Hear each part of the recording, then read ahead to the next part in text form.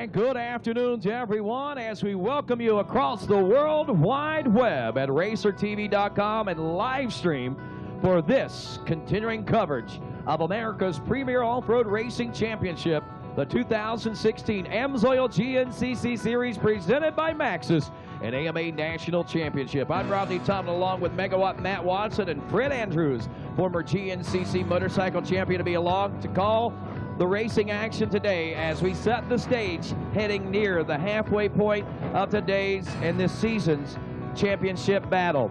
Two riders, actually four riders, set within 30 points of each other, two with just 12 points separating, and Adam McGill, that rider in second place in points with two consecutive wins back-to-back heading into this round. Can he make it three in a row, and can he take over the points lead today, or will we see a whole new change in the GNCC Racing Nation today?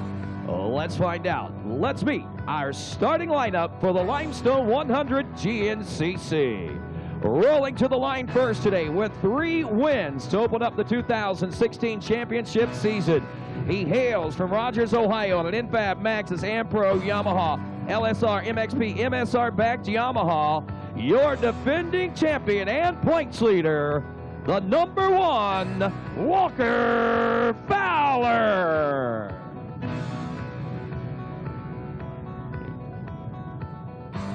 Rolling to the line today, second in points, fresh off 2 consecutive wins. He hails from the great state of West Virginia, out of West Union on a CST Tires LSR Induction Solution DeRisi HD Tire Blocks backed Honda, Adam McGill.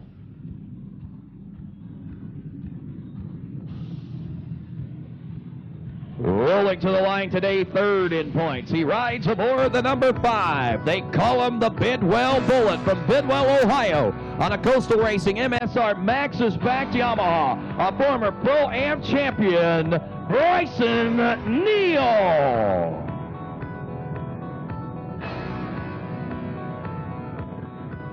Rolling to the line today, fourth in points. He rides aboard the number 4, the winningest GNCC racer in history, a 6-time GNCC ATV champion from Sunbury, Pennsylvania, on the Maxxis Fly Racing HMF Ye Old Cycle Barn Suzuki, Chris Borich. Rolling to the line next today, aboard the number 3 from Casca, Pennsylvania, on the JMR ATVRiders.com DWT backed Honda. We call him the Snake, Jared McClure.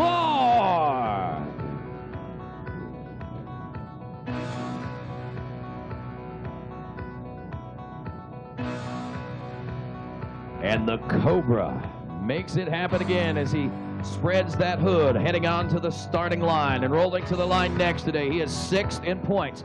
Last year's Pro-Am champion from Edinburgh, Pennsylvania, on an Infab Maxxis and Pro Yamaha, backed by LSR, MXP, and MSR, the Coltrane, Cole Richardson.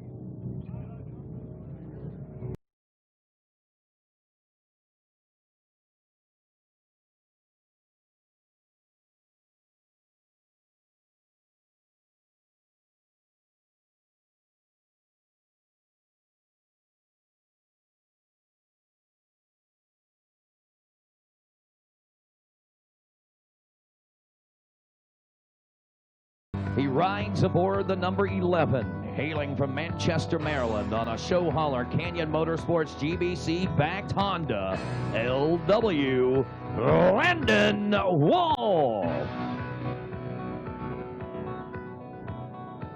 Rolling to the line today, 9th in points. He rides aboard the number 9. He hails from Mount Pleasant, Pennsylvania, on a Precision Axis Maxxis Pro Graphics backed Yamaha, Jay Shadron.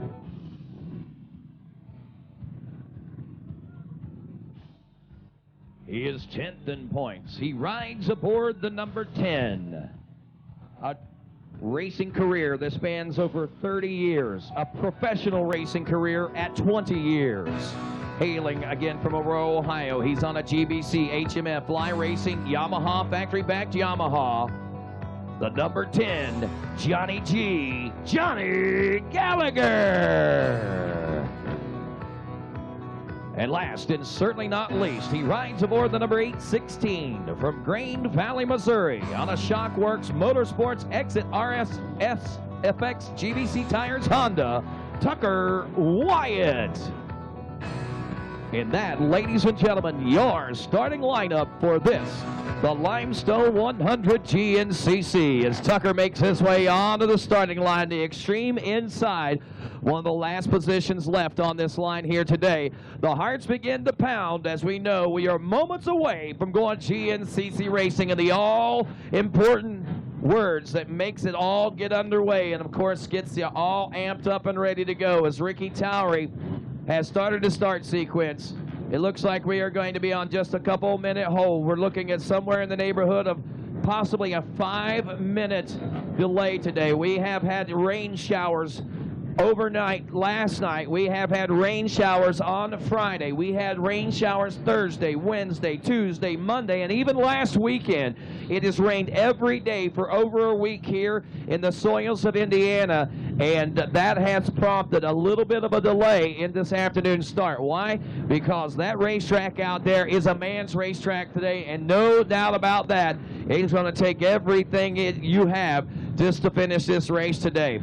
I talked to some of the riders earlier this morning as they made their way off the racetrack. They told me this is a wide track. There's plenty of places and opportunities to do some passing. So if you're looking for the traditional follow the leader, they said don't expect to see that happen here today at the Limestone 100 GNCC, as the conditions and the track itself may warrant a whole different scenario and situation. The one thing that comes onto everyone's mind as we roll into each and every GNCC, what about the factor of change? Does it exist? And yes, most certainly does exist here today in Indiana. And even more so, quite possibly, because when you take a look at the championship points right now, from first to fourth place, which includes your 6-time GNCC champion Chris Borch, there are only 30 points that separate those riders as we go into and near the halfway point of this season. So still a long way to go for anyone at this point. Walker Fowler controls the points lead, but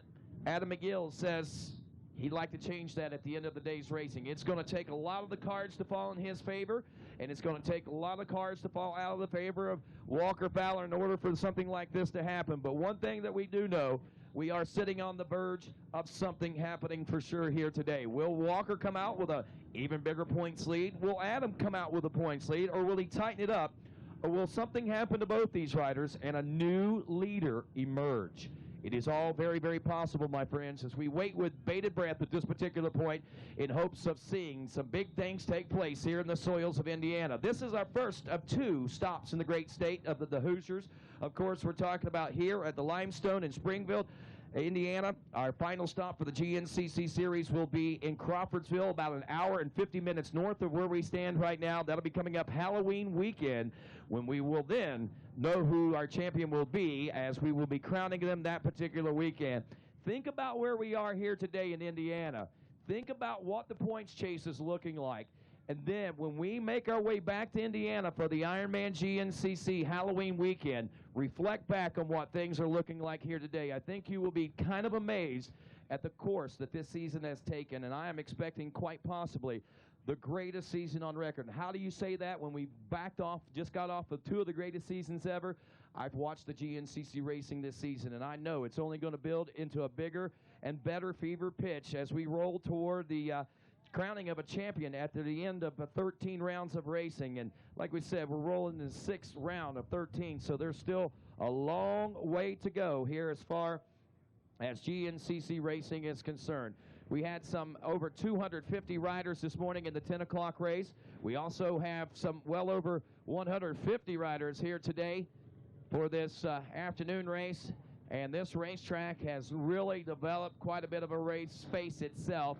We'll see some of the highlights a little later on from this morning's 4x4 Pro Racing and WXC Racing, as we'll see some of the highlights coming in from that as the show progresses. Right now, the machines begin to fire back up here on the starting line. We are that much closer. 2 minutes, guys. We're 2 minutes out. We're good. We are 2 minutes out from getting GNCC underway here in Indiana. Ah, yes, you can smell the race fuel in the air right now. You can feel the thunderous roar of those four-stroke machines on the starting line as they begin to rev their machines and warm them up, setting the stage for the next 2 hours of our GNCC Racing Nation lifestyle. Ricky Towery makes his way out to the first turn. He holds the finger up. 1 minute. 1 minute, he says to these guys. So we are now less than a minute away from going GNCC Racing here at the Lawrence County Recreation Facility. So all attention down on Ricky Towery as these hearts begin to pound and we wait for the next signal from our official start man and finish line flagger, as the next sign we will see will be the blue flag. That will be a dead engine call, and that will also signal 30 seconds for the start of this race. Blue flags are out. Shut them down, guys. Shut them down, shut them down, shut them down. We are now less than 30 seconds away from going Limestone GNCC Racing. And I got to ask you, Indiana race fans, are you ready to go GNCC Racing? Now, that's pretty good, Hoosiers, but I got to tell you, I think you can do better than that. Come on, let's think about this. I'm going to ask you one more time. Are you ready to go GNCC Racing? 10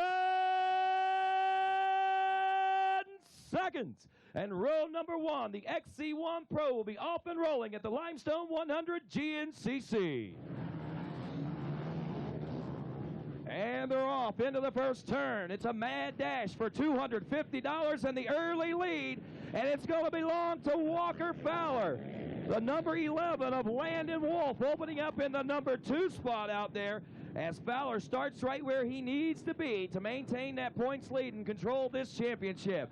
Pro-Am class coming up next. Marty Christopherson, Randy Hamilton, Craig Covert, James Green, Kenny Schick, Levi Cohen, Wes Kinsley, Cody Collier, Bryson Haas, Matthew Lindell, Ryan Thompson, Ryland Johnson, Austin Gorley, Chance Kellison, Dwight Pollard, Wesley Wolf, Michael Lancaster, and Devin Masters. 18 riders here in the Pro-Am class as Ricky Towery signals them 10 seconds.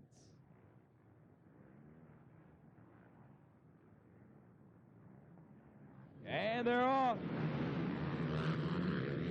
The 807, Michael Lancaster on the extreme inside. Let's see if it pays off for him. Oh, they're bumping and grinding, and it's going to be the 2-2-3 of Bryson Hobbs from Greenfield, Ohio, on a Pierce Performance Greg's ATV, backed by Waynesburg Yamaha. Junior A 22+ class coming up next.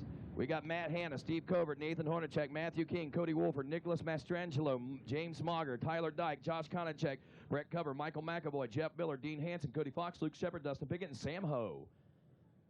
10 seconds.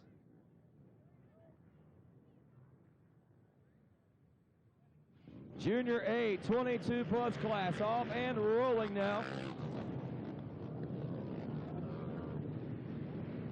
Rounding that first turn. Oh, missed the number on that one. But there's a lot of big names in that 22+ class. And that's going to be a fun one to watch as we go to another one with the big names. The Vet A 28+. A.J. Coons, Kenneth Kelly, Aaron Prigden, Kevin Patterson, Keel Kaufman, Craig Bowman, Walter Schumacher, Joey Margaria, Dustin Hendershot, Adam Reed, and Fred Marley. 10 seconds.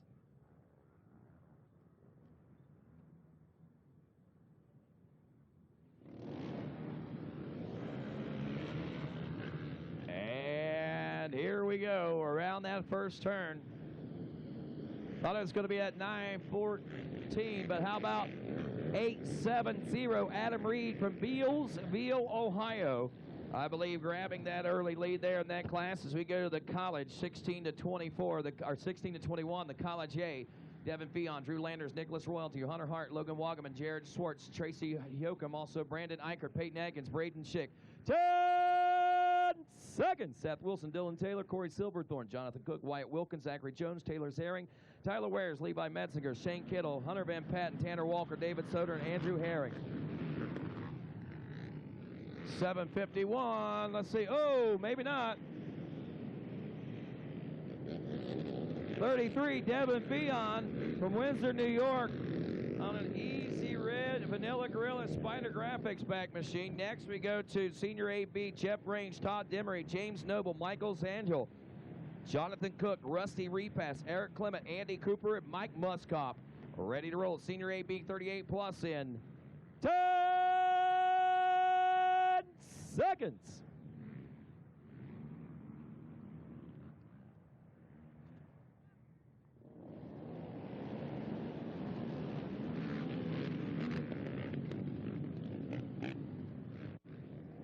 $2:31, Todd Demery, former XC1 Pro rider on a Hauser Racing Maxxis Tire Sick Racing backed Honda at 44 years old.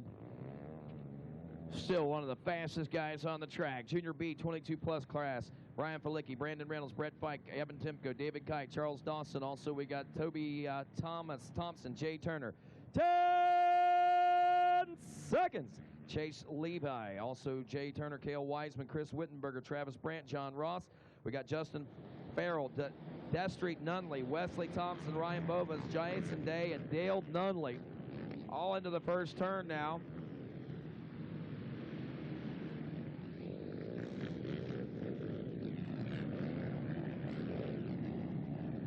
Not sure unless that was 330, but if it was, that was Charles Dawson.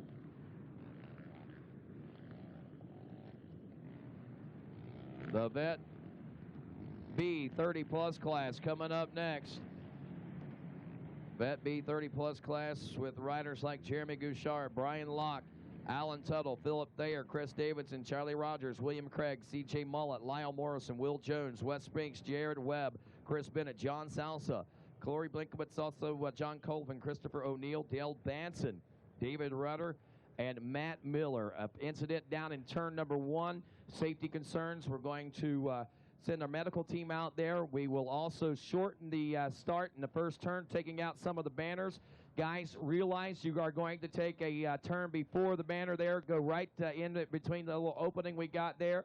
Appreciate your cooperation and be aware of what's going on. The change on the start. Pay attention as we get set to go, Ricky, and all the track crew has signaled everyone on the starting line. We're down now, less than 30 seconds to go. As they get this. All right. Here we go. Ricky Towery says, don't forget, boys, you got to make that hard left-hand turn a little early. Here we go. Here we go. 10 seconds. And the green flag waves on this one as our Vet B 30 plus class makes their way into that first turn now. Yeah. I think that was Lyle. No, thought it was Lyle Morrison, but it might have been John South out of Warwick, Rhode Island on a Fly Racing Fox GBC tires back machine. All right, guys, same thing for you. A little short on the first turn. We got the College B coming up next. Donald Boylan, also Travis Barr, Joey Lambright, Morgan Flannery, Shane Pitzer, Cade Vanderpool, Michael Anderson, Lane Boyle, Caleb Hagan, also Travis Spencer, Frankie Egress. 10 seconds. James Land, Chandler Berner, Aaron Montgomery, Tyler Swindle, Lucas Bruch, James Sabella, Hunter Harris, Corey Vanderline, Eli Kiger, Landon Williams, Ethan Fitro, and also Justin Kramer rounding the first turn now.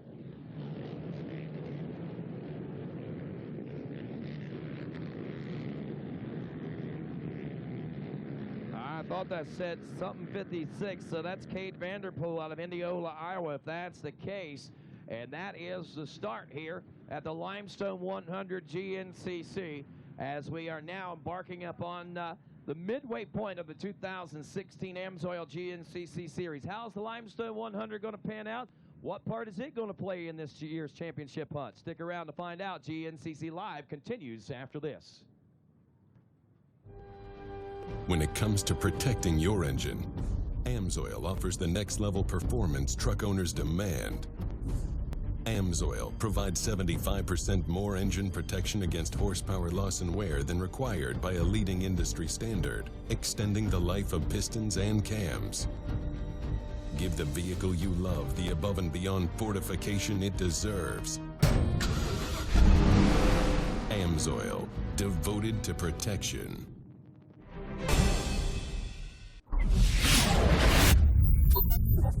Maxxis Tires.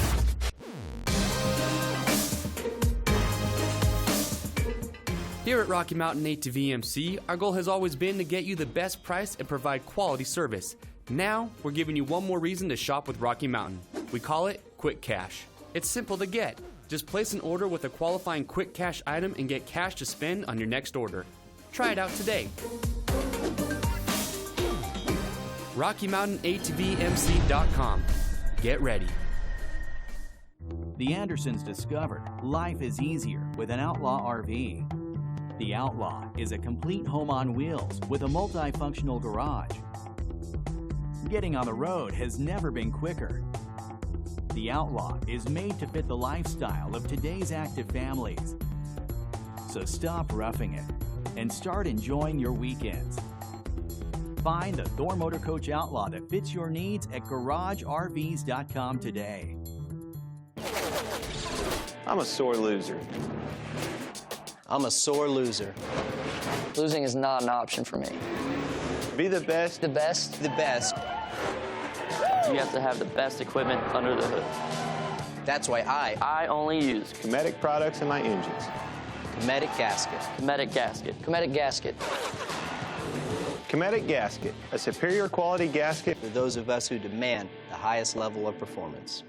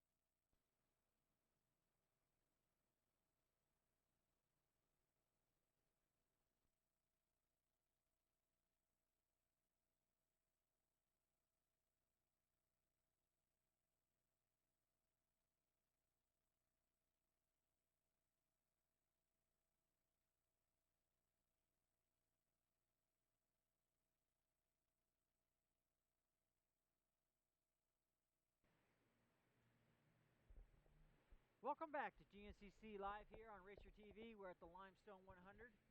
And as you can see from the photos on the track today, we've run into a little bit of rain last night. It's going to be a super muddy race today. Leaders have gone by Megawatt. Looked like Walker Fowler was in the lead.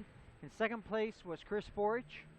I tell you, identification going to be a problem all day, not just for us, but for the guys on the track. Not even sure who they're racing with today, Fred. Not even the back, not even the numbers and the names are clean on these guys right now. Covered from head to toe. We had an amazing 4x4 Pro race just a little bit ago in our WXC race. But I want to tell you something. It did take its toll, Fred, on the course. Chopped up a good bit, a lot of wagon ruts out there that these guys are going to have to deal with. And I can tell you, it won't take long before lappers are definitely going to come into play.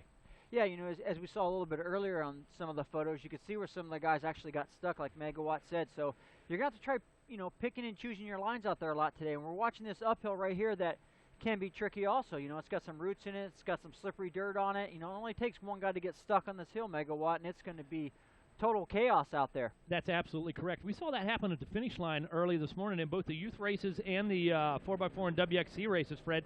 Just amazing how one person getting out of line, getting cross-rutted or high-centered, and man, oh man, it is just a domino effect after that, just collecting bike after bike after bike. And what we're going to see here this afternoon is much of the same because, as you mentioned, on these hills and on these climbs, one guy blocking the path, the good line's over, that's going to bring stuff to a dead stop. Yeah, you know, and from this hill, too, you really cannot see how much mud there is out there. You know, some of the pictures earlier, you saw where the guy did get stuck, and the guy right behind him is so close, Megawatt, that the tires are spinning so fast, it's just filling him in with mud. So, like you said earlier, when you and I were talking, goggles and gloves are going to be a must today. You know, it's going to be hard to keep a pair of goggles on all day long out there with this many quads out there and this much mud going on. If these guys are racing like they do, that's going to be a key factor today. Fred, it was unbelievable how many of the WXC ladies and how many of the 4x4 guys came off the track, no goggles whatsoever. It was almost futile to try to keep clean goggles on. And you and I have been in that position before. Man, the eyes almost won't stay open. You know, you've got so much, then they start watering and that kind of thing. And these guys were maintaining pace. So, as you mentioned, getting a grip with clean gloves and keeping that vision today, just going to be critical on who's going to stay up front, because the two things you're going to need today, vision and grip. Yeah, you know, and one thing too, when I was a racer and I raced, I kept my goggles on no matter what, because it only takes one piece of dirt in your eye and you are done for the day. So if you got to reach up with your hand, you got to clear your vision off. Or if you can only see just a wee little bit, you got to go with whatever you got, because man, you do not want to get mud in your eyes at all and end your whole day. I'm with you, Fred. Always try to use the thumb to get at least one thumb width across their vision. Whatever you got, man, wipe it off. Or you know, if you got to stop in the pits every lap and get goggles, I mean, you're losing some time, but in the long run, it could be saving you, because like I said, one piece of mud and you're done. Always a firm believer, goggles on at all costs. No matter how bad you can see, it's worth with them off. Yeah, and let's get talking about today. You know, last weekend, or 2 weekends ago, we had that race going on. The four-wheelers had a perfect day on Saturday. Sunday came, the mud came, and the motorcycles, they had the mud race. Well, this week, the rain came last night, so the quad guys actually are getting some mud today. And it's going to be, you know, an interesting day, as Adam McGill seemed like he has caught fire. And it's something that Walker Fowler does not want to happen. Let me tell you something. That's something that everybody needs to take notice of and pay attention to. When a guy like Adam gets catches the fire, as you say, and gets that momentum, that's a dangerous thing for everybody else. One thing else that's coming into play, we already talked about the mud. Fred, it dropped 30 degrees last night. Everybody that came off this morning, whether it was Kevin Trantham as a 4x4 guy or Turbo Tim Soroka, hands just frozen, standing on the podium shivering. And let me tell you, that works on the mind as well as the body when it gets late stages in the race. Oh, that's for sure. And us just sitting here, you know, we're both shivering and looking at each other, and it's cold. You know, it's supposed to be warm, but Mother Nature's dealing us a different card today. And one thing about when you're out there racing, though, these guys are actually warm. You know, when you come to a race like today, you don't want to dress with a sweatshirt or a hoodie or something like that. You want to dress normal, because your body's going to heat up like it normally does. So you don't want to overdress today. It's everybody walking around that's being cold. The riders, they're in good shape. Yeah, it's like you said, the body gets up to temp just like the bike does, and at that point, all things are good. But then when we get a bottleneck or that thing gets hung up, you start expending some energy, start getting a little increased sweat, the breeze comes by, then it's a whole nother game. But right now, these guys are feeling very comfortable. They're out there, like you said, the body's warmed up, they're limber. But as this one approaches that halfway mark in an hour, goes into an hour and a half, I can tell you that's going to come into play. Yeah, and I'm sure there's some water laying out there too. That's a big factor. You know, you get yourself soaking wet like that, you hit a water hole, man, you get cold real quick on a day like today. Cold and dry is one thing, Fred. As you know, cold and wet, a total different experience. Yeah, it could definitely make for a miserable day out there today. You can see these guys here, you know, this hill is not really that bad right now. These guys are making it up pretty good. But like I say, with the amount of rain we had, it's all washing off. And, you know, something we want you to do, we want to watch, how do you watch GNCC live? You know, we had some great photos from the last race. So let's hashtag that, and let's see some photos of people at home, how you're watching it today. Show us how nice and warm you are at home. Always a lot of fun. You know, I've got some texts in between races there, and guys saying, oh, I couldn't make it, or this or that. Well, you couldn't make it, or you didn't make it. You know, how's that work out? A lot of fun to watch that, though, How Do You GNCC live. So looking forward to seeing your pictures. A lot of guys in the garage with the bikes, a lot of guys with the dog, a lot of guys bikes in the house like you'd find at the Watson household. But and then we had the people at the pool last time sitting there watching at the pool. You know, I'm going to have to try that, Fred. We're going to have a pool party, my friend, and watch a race and see how that works out. Well, hopefully we're going to have to pick a nice warm day, because I don't think there's going to be very many people out at the pool here today. Nah, you know, waiting for to get an updated picture here, waiting to get some stats running across the bottom of the screen. But you'd mentioned earlier, more so than any other day, this start here has 2 downhill off-camber left-hand turns, man. So you've got wet grass, you've got a full line of riders, you've got the temps coming into play. Right now we're getting a little bit of timing and scoring, Fred. But I could tell you, if you weren't up there this morning and you lost that vision first thing, going to be a real tough position to overcome, no matter who you are or what you're riding or what your position is, if you're not one of those first 3 to 4 guys today. Yeah, I think the key is going to be, it's always, you always got to get a good start, but today's going to be the key. Even if you are in that second place position, you're going to want to hang back just a little bit to try to stay out of the roost and try to keep your goggles clean, keep your hands dry. And, I noticed some guys going online today had little mud muckers on, which, if you don't know what those are at home, you put your hands in them, they're like a cover that goes all the way over so mud and stuff doesn't get to you. But the flip side of that is, once those starts getting mud and stuff on them, they start weighing your hands down and they start laying on your hands. So if you'd hit a bump and your hand would come off, then you got a hard time trying to get your hand back on and getting a hold of the grip. So, like everything, there's a flip side to it. There's a good part and a bad part. But a lot of these guys, you can see on the TV screen right now, have them on, and they're definitely working, keeping their hands nice and dry and mud free. Traditionally, Fred, did you run the mud muckers? No, not really. I mean, it had to be really, really bad for me to run them because I had a problem with them always falling down on my hands. And they seemed to be more of a hassle than it was worth. I always experienced something, whether they were laying on the cables or laying on my hands, or maybe it was just mental to me, but never had great luck with them. Yeah, they worked good for the first few minutes, but to me they were more of a hindrance than a help. Yep, I agree 100%. If it was really freezing cold out and you were trying to keep the coldness out, yeah, I think it was a really good idea. But in the mud, I mean, hopefully you don't get your hands all wet. And most of the time in a mud race too, if it's wet out, if your hands are wet, you're okay. But it's when you get your hands muddy and that dirt gets on, then it's slippery. Because usually the gloves are good if they're just wet. You can still get some grip onto the bars and stuff. And you can see some, there's still some passing going on here. These guys are fighting tooth and nail on this first lap, and we may have our first person stuck. Nope, goes right on up it. So there you go. Hey, kudos to that guy because he escaped at the last possible second there, found that other line because things were about to turn bad for him and everybody behind him, Fred. Yes, sir. That's and for sure. You mentioned it, and I'm telling you, I'm going to guess within the next dozen riders, we're going to find that first miscue on the hill. Starting to get to that point, like you said, some passing actually taking place back there. What we've done, though, is we've pushed off all that grip on top. We've got down to the slick clay base right now. As you can see, it's starting to shine just a bit. So I'd say it's going to be a challenge right there on that hill. And you had said earlier, it only takes one guy to slow the train. There are two ways about it. Yep, we've taken all the traction off the top. It's a little bit slippery here. But, these guys are spread out a little bit, so it's not such a big factor. But when we get a big group of guys coming through, we got some live scoring coming across the bottom right now. It shows a Walker Fowler and Devin Freehon in second, Greg Colbert in third, and Cole Richardson in fourth. So we've got some, we've got some brand new names up there. Let me tell you, they say it's the great equalizer. And to me, Fred, it's not necessarily who are good mud riders. It's who are the smarter guys who preserve the equipment, who use that race strategy for the white flag. Yep. To me, more so than, well, he's a great mud rider. You know what? It comes down to zero mistakes. It comes down to being smart in the mud, in my opinion. No, you're 100% right. And also, when you come to a mud race, you got to think of it as a normal race because everybody says, oh, it's muddy. Oh, this is going to stink. You can't go into this race with that kind of attitude. You got to go in there and say, it's muddy. So what? It's muddy for everybody. We're all going to have fun. It's no different than me. To me than anybody else. I came here to win. I'm going to win. Yeah, 100% correct. Guys dwell on that, and you've seen it as well as I have. I don't care if it's XC1, XC2, the quad guys. It gets in their head. The mud gets in. Before the flag ever drops, that guy's beaten because he's already conceded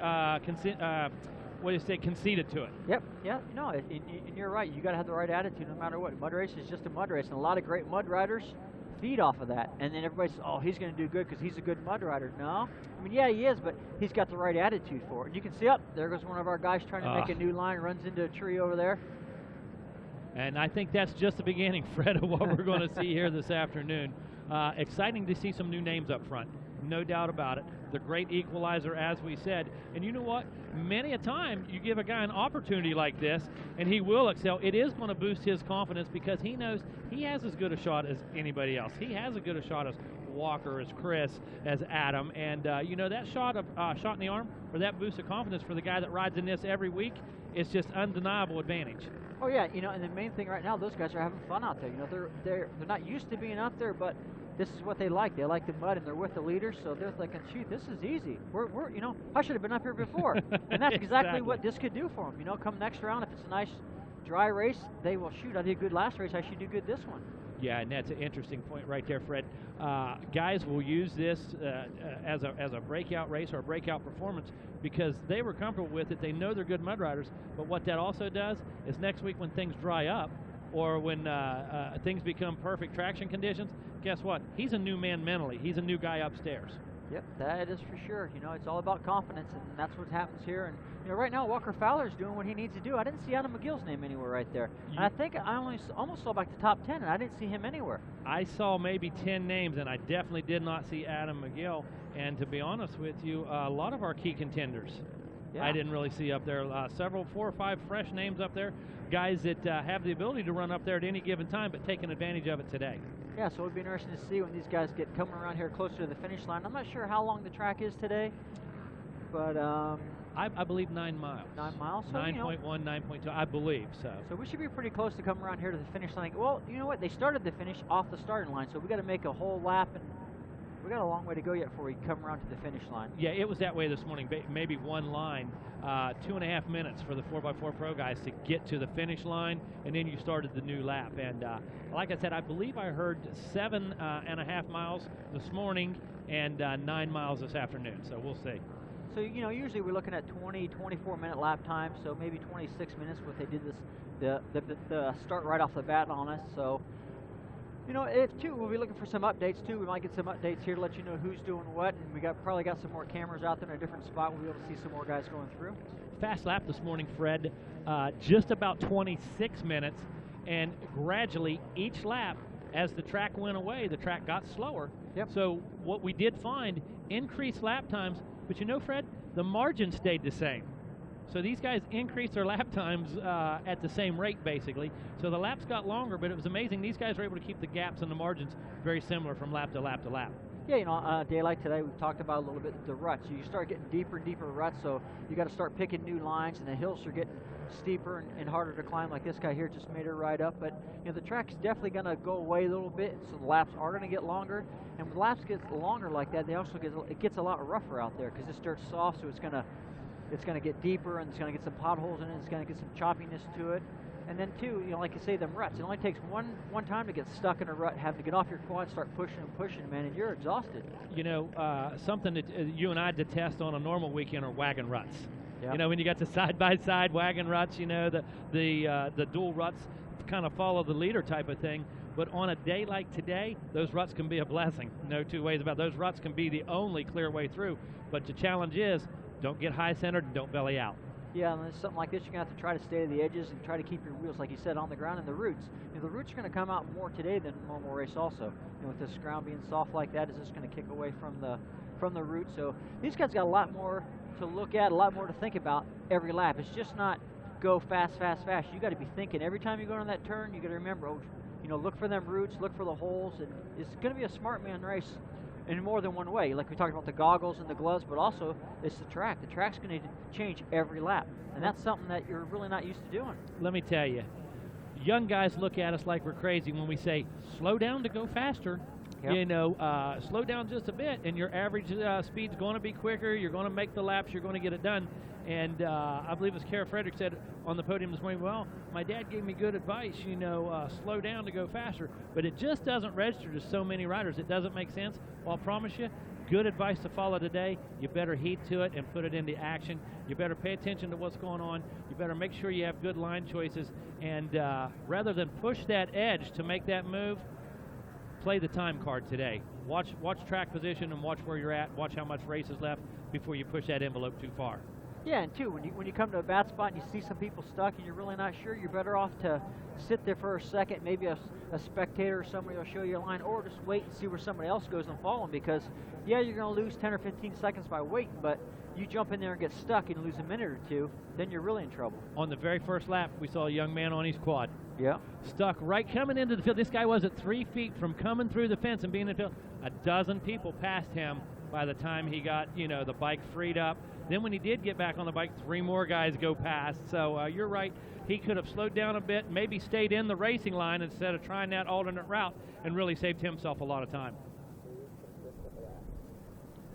Exactly what we've been talking about on that pit board right there. What's that say, Fred?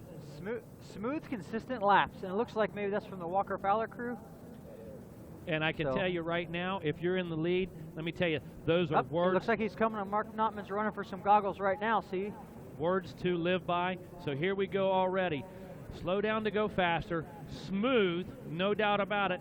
grips and goggles. Well, there you go. Walker Fowler goes through in the lead with Chris Borch right on his tail. Old Yeller is back. Old Yeller making a showing of it today. Walker taking advantage of a good start there. And, you know, we expect Walker Fowler to do really good in these type of conditions. We've seen him excel in the mud. But to see first and second place 2 seconds apart right now, awesome indication of what we're going to see here the rest of the afternoon. Sure is. That was Adam McGill, right? 5:21? Yeah. So he was in third place. So we must have missed him the first lap, or he's come through the pack. I don't know how we missed him. I watched those names go across the bottom, and I definitely didn't see the names. I'm telling you, this guy's come from outside the top 12 within this first lap to put himself up there. Yeah, and you can see a lot of these guys are coming in for goggles like we talked. You know, it's important. You got to have clear vision the whole time. One little piece of mud and you're done. So, you know, to lose the spot and to get new goggles is really a good choice on my, you know, that's what I would do too. If I needed them, that's what I'd stop and get some. And here comes Walker Fowler maybe, or maybe he's already been through here, I think. You know, we see where Howard brought the machine in, brought the dozer in, and built a berm up. Fred, I was sitting right there at timing and scoring by the AMSOIL banner. At least 3 dozen quads on the first lap through the banners into the bud. I mean, it's so slick right there. And then what happens is the guys lose focus of each other. They're watching that turn right there. And, man, 2 wagon ruts like you wouldn't believe. My nemesis, the shiny yellow root, now coming to the surface out there, and literally moved the banners 3 or 4 times to make it accessible for these guys. At one time had 16 quads stacked on top of each other back to back. Wow. Yep, you know, like you said, these roots and ruts get real deep, and these quad guys, it's actually hard for them to jump out of them ruts. You know, where a motorcycle you can kind of weave in and out, but you know, once you're in a rut in a quad, it's hard to get out of it. You just got to go with the flow, and hopefully you can get through there. And like you said, those guys are stuck nose to tail, and you know, I don't think they can lift them out of there. Fred, you're already fighting a quad in these conditions. It's already picking up weight. Now all of a sudden, you're trying to maneuver that quad out of a 14-inch rut. That means about 7-8 inches of your tire is in that rut. You're turning against the walls of this rut trying to climb out. Just watch so many guys just push through. You turn the wheels, get on the gas, what happens? Just going to shove straight through that corner, and we watched it time after time this morning. Yeah, and too, like you said, you know, the energy that you waste doing that is amazing, because these quads are heavy with this mud. But I'm noticing one thing too: the mud's not as thick as what I thought. So there's some mud on the bikes, but it's not that real thick, heavy mud. So there's got to be a little bit of water out there to help rinsing it off, or it's more like a runny type of water. Absolutely, and that's exactly what Jordan Phillips told me. Came to spots out there, were actually able, now you know those 4x4s, they weigh about 850 to 900 dry.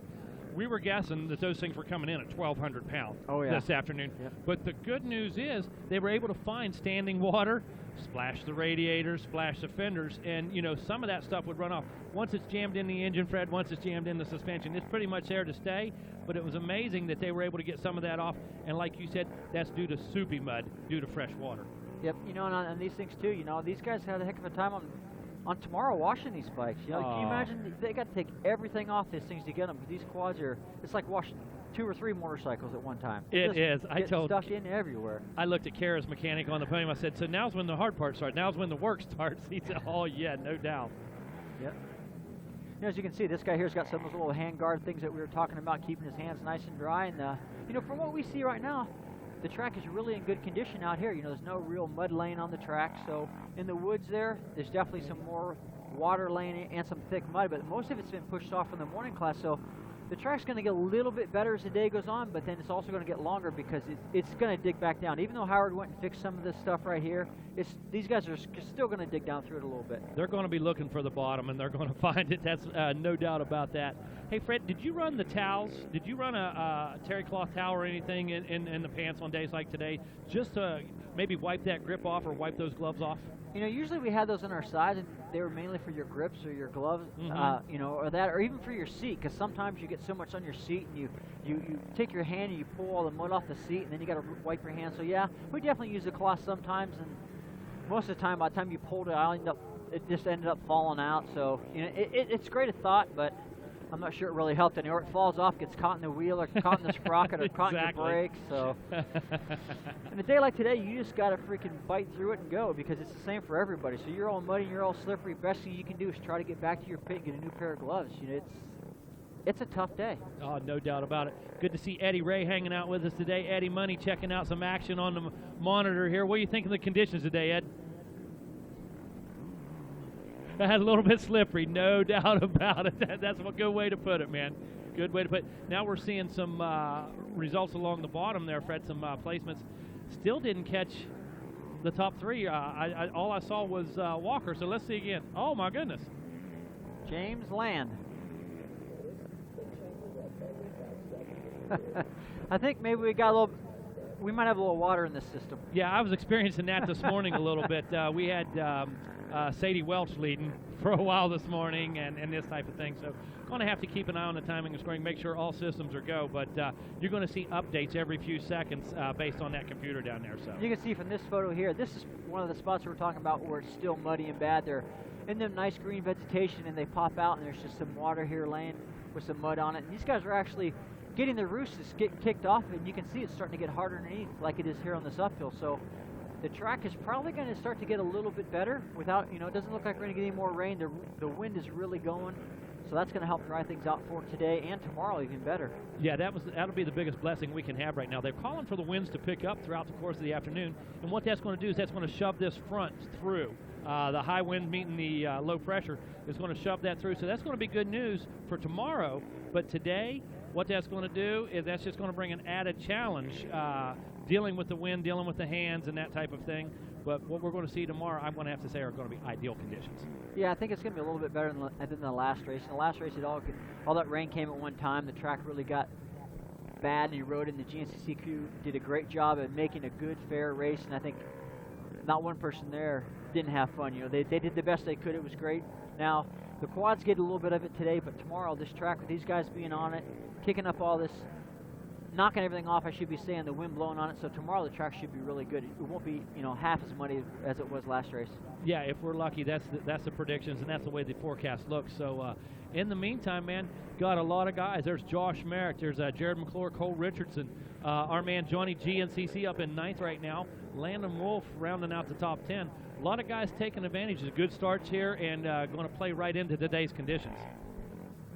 Yeah, and I think, too, the track's a little bit muddy like this, so everybody's kind of a nose to tail, and they're kind of like following each other. So unless they get to a bad spot, like you said, where the hill climb was, we saw there's definitely ways to get around it, so it's not a one, follow the leader if you don't want to. But these guys have all got good starts, and they're just trying to get through this. And here comes a section right here that we haven't seen, and look at all the different lines we got right here. And look at all the mud all over all the trees and the leaves and the logs they're going over. So it's amazing how much roost these guys are really kicking up. No question. And Fred, take a look at that tree right there. That's not a small obstacle right now in this kind of mud. That thing's just greasy as can be. And watch the foot pegs drag on about 3 quads go right across there. That thing's just going to get worse and worse as we go. And here comes Walker Fowler right now up the hill, and there's Chris Ford still right on his tail. So we've got a good 1-2 battle right here. And this may be Alan McGill right there. Yes, it is. I think it might have been, to be honest with you. I'm going with it. And number 5.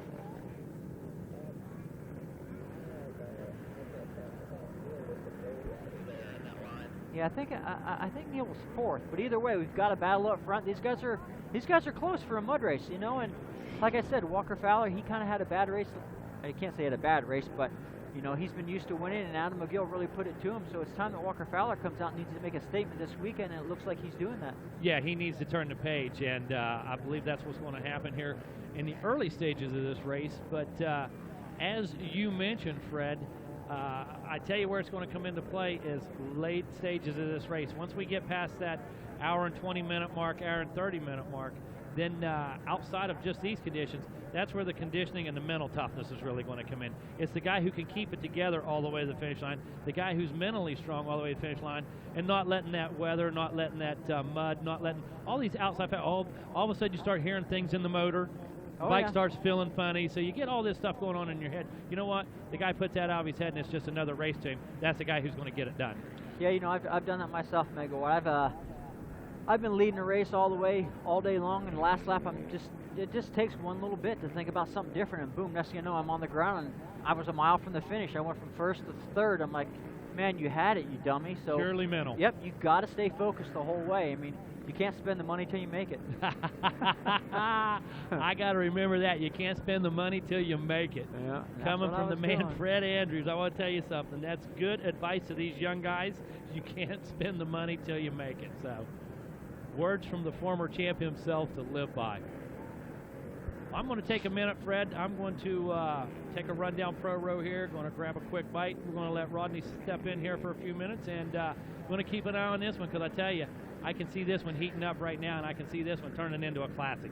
Oh yeah, you know, I think these top 4 are pretty close right now, and it's going to be a fight all the way to the finish. I think at the gas stop, these guys are going to get they're going to get some gas, get some new goggles, and it's go time. You know, they're going to have to let things hang out. And you know, Walker Fowler, I was watching some of him and Mark Notman. It said in there some of their tweets on Twitter and that they were looking for some more horsepower. So you know, they said, oh, we found some more little advantage, a little horsepower this weekend. So it looks like he's putting that to good use. Oh, no question about it. You know, Mark never quits trying to find extra advantage. Mark never quits trying to find the perfect setup. And I tell you, that's a blessing to the Fowler camp, no two ways about it. Not that everybody doesn't have a tech looking for more, but you know, Mark's concern with it goes above and beyond a lot of the other teams. But let me tell you, now we're seeing Walker Fowler, Chris Bourse, Adam McGill listed in 3rd place for the first time. We thought we identified him a few times. Now Bryson Neal, Greg Covert, Josh Merritt, Jared McClure, Cole Richardson. Look at this, Johnny GNCC Gallagher in 9th place, Landon Wolf rounding out the top 10. Holy cow, that's a who's who list right there, man. That's all the known criminals right there up front that can make it happen, dude. Yep. And they're all in the top 10 now. They're all moving along. And like I said, from what we're seeing right here, this track's actually starting to dry out a little bit here in the woods. Yeah, you know, we were hoping for that, and we were predicting that. And luckily, just get a little bit of this overcast. Don't have to have bright sun. Just have to have the temperatures come up just a bit and that wind keep blowing. And, man, it is going to dry out. What we have is we have a ton of riders out there, but the pace that the front riders carry, the way they turn over the soil as compared to some of the slower classes, will make a big difference here today. Yes, sir. You know, like we talked about a little bit earlier, you know, this mud being thrown off and getting out of the way, these guys are...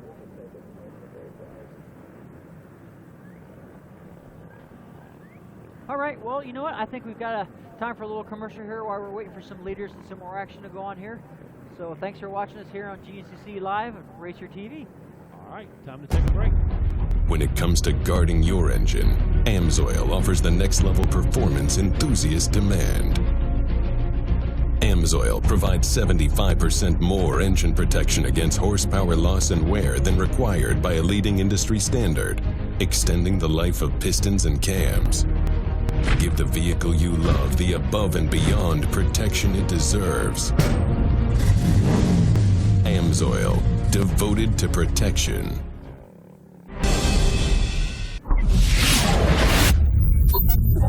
Maxxis Tires.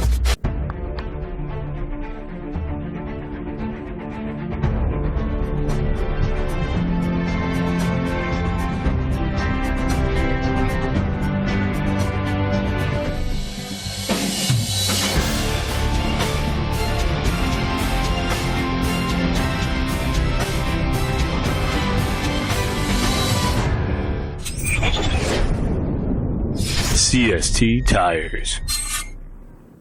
You smell it, you feel it, you can taste it in the air. Speed, man. Full wide open. Blast. I didn't really like high school too much. Too booky, too take notes, learn this, and that's it. Got WildTech. That full-size motorcycle. The feeling of taking them apart every day, putting them back together. You can't explain it. Everything I learned applies to now. Seeing your motorcycle that you put together right around the track at 180 miles an hour, oh, definitely rewarding. My name is Mike. My school's WildTech. Get on the fast track to a career. Turn pro at WildTech. I've been with Liat for a lot of years, and I know the dedication they have for safety. When they told me they were coming out with a helmet, I signed right up.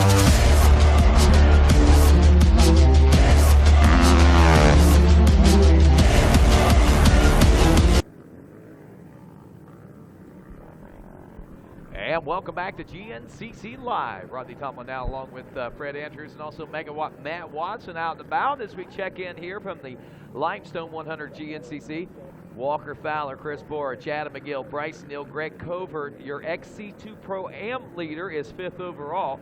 And we want to know, how do you hashtag GNCC Live? Simply Instagram a picture of how you're watching GNCC Live today for a chance to win an event t-shirt courtesy of our friends at Moto Tees. Play along and let's have some fun today. as we've been checking things out. Fred, don't forget also folks can tweet their podium finish predictions to hashtag GNCC Live. That's a Twitter contest, and there you'll have a chance to win $250 in AMSOIL products. Again, winner chosen randomly. You don't even have to be right. A lot of folks may be leaning towards Johnny Gallagher with the win, Jared McClure in second. At least those two are anyway, or at least that's the way Johnny wants to see it. Jared likes to see it the other way. We were having some fun earlier today, but these guys out having some fun. Also talking to some folks today, Fred, that told me out on the first lap of that morning race, they could not believe how many lines were available. The choice of lines was very, very abundant out there. And he said you'd be going along thinking you were on, well, knowing you were on the trail, and you'd look over 10 to 15 feet next to you, another line had developed, and there was somebody racing beside you in the woods. So I expect that there's probably and possibly going to be a lot of opportunities for changes and possibly things to happen if that be the case. Yeah, Rodney, and like you noticed here on the photos that we've been watching, there's definitely more than one line. These guys are coming through here, and other guys are going through in the woods. You know, the GNCC crew has done a great job of making this a wide track, because on a day like today, with just one line and it's muddy like that, it's going to be almost impossible to pass. So we've got plenty of opportunities for passing going on. And like I say, these leaders, when they're together right here, we're going to see them coming from all different directions, because they don't have time to wait. They got to get around and make things happen. They most certainly do, and right now Chris Borich is in a great position to make things happen. When they came through, they were 1.6 seconds apart. Now at the finish line at the end of that second lap, but technically it would have been the first full lap and a little bit of another lap, but regardless, at the end of lap 2, Chris Borich checked in at 15.6 seconds behind. Now when they came into the pro pits, I don't know if you noticed, he was a lot closer than that. He took a lengthy bit of time just to change out his goggles, and there seemed to be no sense of urgency whatsoever for Adam McGill. I have to say that's something that I've made note of, and something I want to keep an eye on all day, because he doesn't seem to be riding like he's on fire or anything like that. Not that he's not riding fast. It just seems he seems to be very collected and calm and cool about the situation right now. Yeah, I think on a day like today, you know, you got to keep yourself in the position to win all day long, and that's what Adam McGill's doing. You know, he came in, got some goggles, and last photo we had of him, even though it showed he was 15 seconds down at the finish, he was right on their tail.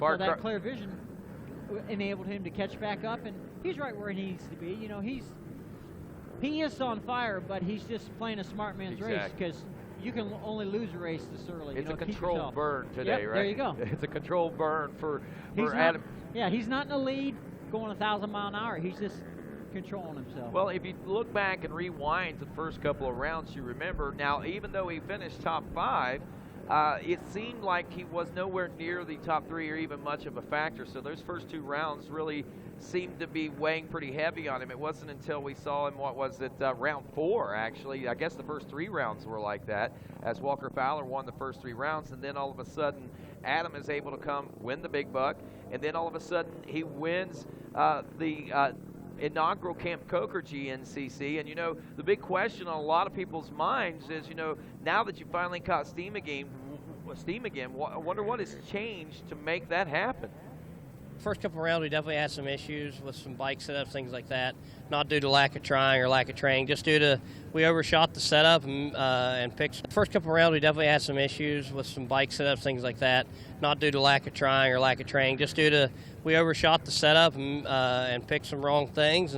But now to be able to get back in the swing of things, we got 2 wins. You know, we won the inaugural Camp Coker GNCC, which was the CST round, which is who we're sponsored by, which is all good. I mean, we're coming this round, going to keep our head up, going to keep the nose to the grind, and hopefully be able to come out on top again. I know it's going to be tough. The track's not quite prime, optimum riding, you know, circumstances, but this Honda, it don't really care. It's going to go out there and kick some rectum. He's one of the most colorful individuals I know. But I'll be honest with you, he really seems to be right where he wants to be. Now, I talked to him after that first race win, the first race he won at Big Buck, and you know what he told me? we went back to the same setups that we had last year. Now, whether they made any major changes or minute changes, or whatever the case may be, something happened that really boosted the confidence of Adam. And like you said, they made some wrong choices in the first couple of rounds, but honestly, I don't think he's the only one. I think there were a lot of folks that were fooled by those first 2 rounds of racing, not getting what they were expecting out of a roll. They were expecting, I think, more of a rolling Florida and not near the chop and roughness that they saw in the New Georgia round that we had. Yeah, you know, sometimes when you're making changes to your bike, you actually think, yeah, that's better, and then you go out there and you start doing worse, or you're really not feeling it. You're getting beat by guys. You go, well, this is what Adam did. Well, I wanted this set up last year, so I know it's good, and actually the confidence is back in your game again, because you're losing it because you're trying different setups and it didn't work. So you're kind of going the wrong direction. Well, you put something on your bike, you know, that works. And you got to tell yourself, hey, I won with this, I can win again, and that's exactly what Adam McGill's been doing. Right, and you know, speaking of that, another rider that maybe have seen a little bit of struggle this year, Chris Borch, man, I tell you, this rider has really been, really, I think, made some major strides. I know a lot of people look at it and say he's back on old Yaller, he should be winning, he should be this, he should be that. But, you know, if you talk to Chris, and Chris will tell you the same thing, and I'm not saying anything about Chris, but Chris lost a lot of confidence in 2015. Whether it be because of the bike changes, whether it be because of other circumstances or reasons, I don't know. But like Chris said, you know, I lost a lot of confidence throughout that year, a lot of heart. He says, I'm getting that confidence back. I'm getting that, I'm finding the comfort zone that I'm looking for again here in 2015. And, you know, we got with him and we asked him, you know, talked about the struggle this season, and we asked him, what's it going to take to actually get back on the pace that we know Chris Borch can ride? It gets to me a little bit. Used to dominating and winning a lot, and obviously last year we didn't win a race, and this year so far haven't, but been having a lot of fun back on the Suzuki, and been hitting some local races and feeling good. Field's real deep. I mean, there's definitely a lot of competition. There's, like you said, probably 5 guys that could win any time, and we just need to set ourselves up, get a good start, and just be up there with them. And I think my endurance and fitness is probably above those guys. I feel a little bit stronger at the end of a race, but just the beginning, we've been struggling a little bit. So hopefully we got it figured out. Bike's working really well, and I'm feeling really good. Well, there you go. The competition level is certainly deep.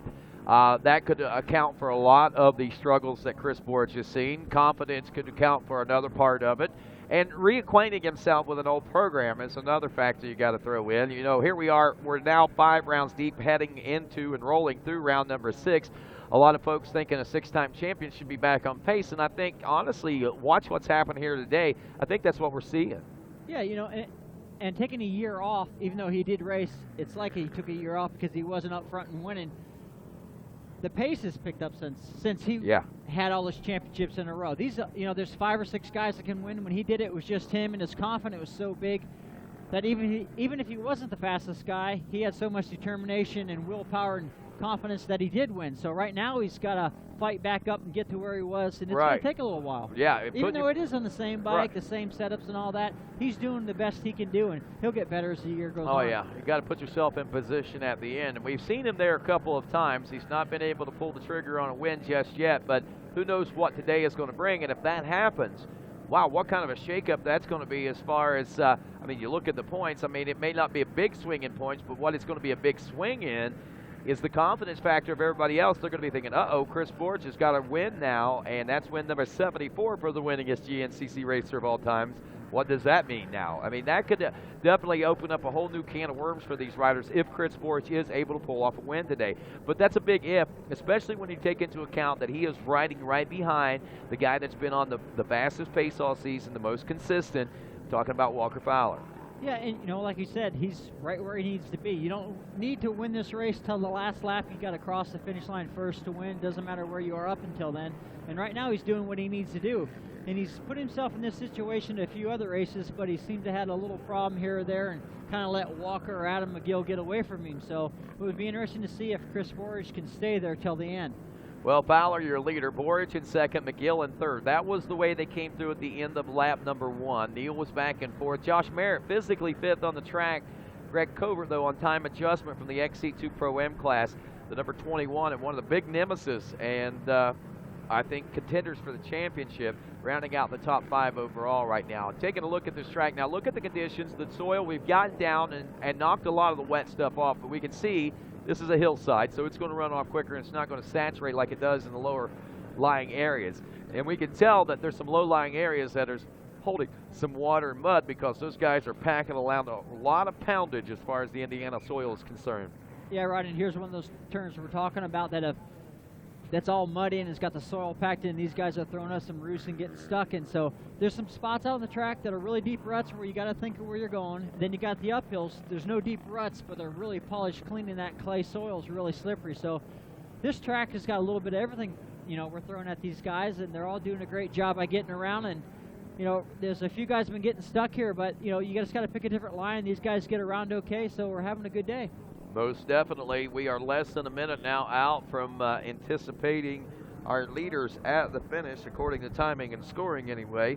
So we'll be turning our attention over there to the finish line in just a moment, Fred. And that. And this too, lap Rodney, they'll be coming to the finish line. They should be all getting gas. Yeah, exactly. We see that right there in the pit shot. They'll be probably coming to the pits here pretty quickly, but they'll all be coming in and getting some gas, and the main thing they're going to be, you know, getting some fresh goggles, maybe getting some gloves if they need them. But the biggest thing is they're going to come in. These guys are going to give them a little talking to, give them a little boost of confidence. And we got 2 more laps left to go, guys. Let's keep going. Fowler on fire, as they like to say, as the Fowler fanatics are out and about in full force today. See them of all ages. I think I've seen a Fowler fanatic being pushed along in a stroller earlier today, if I'm not mistaken. They start them out young. As you can see, like Mark Norman, he's got some goggles right there in his hands. Was that Borge out front? That looked like Chris Borge to me as well. And we're getting indications from our producer. Let's see here who that is. That is... Yep, there's Chris Borge going out. So Chris Borge is in the lead. Wow, Chris. That's exactly what he needed to do. And there's the confidence.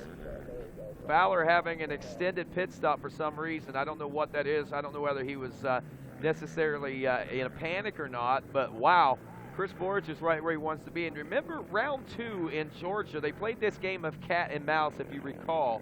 And neither one of them really seemed to want to lead. I got to wonder if maybe that might be the case. And Chris Borge said, heck with it, buddy. We played this game in Georgia. Let's go. So, no, I don't think they're playing a game, Rodney. I think they learned a lot from that last race where they did play that game, and it didn't turn out very well for Chris Borge. So if Chris Borge had an opportunity to get by Walker Fowler, he's going to run. He's not playing games no more. No, there's no game playing out there for Borge. He needs to get back on that winning train, and that's exactly what he's trying to do. And you got to think, if he's able to pull it off here today, wow, what's that mean for the rest of the season? We're only at the halfway point. Like we said, he's like 30 points behind as far as the championship is concerned. But, man, we got enough time that things can happen, and a lot of exciting things can turn the face of this championship around. And Chris Borge could put himself into position to be a 7-time GNCC champion if he can continue on the path that he's on at this particular moment. But right now it's Chris Borge out front, about 8 seconds ahead of Walker Fowler. The official gap, 7.8. But Bryson Neal now up to the number 3 spot, 1.2 seconds back as Adam McGill's dropped back to 4th. Now McGill checked in the pits in the 3rd place position, but he too took a little extra time in the pits. And again, like the first time around, when he stopped on that first lap around, or the second lap around, I guess it would be, when he stopped around there, he got the goggles. There was no sense of urgency. He wasn't pressing the issue, and that's exactly what it looked like whenever he pit stopped that time again. And two, one thing, Rodney, when you're putting those goggles on, you're better off to take your time because you've got mud inside your helmet and mud up in your forehead. So you got to take your time putting them goggles on, because if you get the goggles put on, you got mud inside of them and it's bouncing around on there. You know, the goggles are absolutely no good to you. You get that mud in your eye anyway. So you're better off to take a couple extra seconds to make sure everything's good, tight, nice and fit, no mud in there, and then go. And I noticed it looked like Adam McGill had like a towel laying on the front of his seat. I don't know if you saw that, Rodney, or not. Yeah. You know, that towel may have been there. He could take and wipe off that mud, because these guys seem like they're getting a lot of mud on the front of their seats. Yeah, 2-lap board is out, by the way, so we're 2 laps away from being complete. Now, Fred, let's talk a little bit about these conditions. You being a former rider, I know things are different than they were back whenever you were a professional rider, but they're not that much different. The mud's still the same. The way you combat the mud and try to make things work for you at optimal levels, it still remains the same. There might have been a few inventions that have come along, but all in all, it's basically the same, right? Yes, sir, Rodney. It's all the same. You know, the main thing like today, like we said a little earlier, it's your goggles. I think that's the most important thing, because if you can't see, you get mud in your eye, you're done. Then also keeping your hands dry, or really hard to keep them dry, but keep all the mud off them, so you may need some different gloves when you come in sometimes. And two, the mud actually builds up on the top of your helmet and your visor and actually pushes your head down, so sometimes you actually have to take up with your hand and pull all that mud off your visor and throw it off your hand, because it's weighing down so much it's harder on your neck. Wow, and that's something to take into consideration. We know that the bike takes a lot of mud, especially an ATV. They pack up a lot of mud in those things, but yeah, there's another good point, Fred. There's Chris Borge too, and what you're doing is, no, that's not Borge. That's actually Cody Collier. He's one of our XC2 Pro-Am riders. Let's see how things are going for him as we check in here. I know Covert was your leader there. Collier has taken over the lead, and that puts him 10th place overall now, so the 201 is now leading the XC2 Pro-Am class, and he's 10th place overall. But like we were saying there, Fred, you know, the weight of the mud on the body too. So I mean, that is taxing on you physically as much as anything. Like you said, a heavy helmet, it's going to wear the neck out. That's going to make you use more energy, more mud. That's going to zap your energy. Maybe only minimally more, but it's still going to take your energy. Yeah, even getting mud on your shoulder pads and stuff, that starts weighing down you. You get mud on your jersey, it gets pulling down. You get mud on your pants. I mean, your boots, you wouldn't think about it, but you know, your boots weigh enough as it is. But then when you get mud on them, they're even heavier. So it's really a physical race on you, no matter how you look at it. With getting all that extra mud, you're always lifting up more, so you're using more energy. So it's a tough race on you, let alone all them roots and rocks and ruts out there. You're always thinking, so it's hard on your mind, hard on your body, and when you're done with the race today, you're really happy it's over. Well, I tell you, man, coming into this one today, I think everybody knew what was going on. I did some pre-race reports and pro-row interviews leading into it, and Walker was in briefly. I turned around because I was having a little bit of an issue with the microphone, and Walker recognized that it could be a minute, so he split. These guys only have the opportunity to walk the racetrack on the morning of their race, which has changed in years past, and that's made things a little more a sense of urgency there on Saturday morning for these guys. But coming into this, and I think everybody knew even yesterday with the rains leading into this, it was going to be muddy, and then last night, wow, we got even more rain. I mean, it was really pounding down, and you know, we got together with Walker and asked him what his thoughts were on today's track conditions.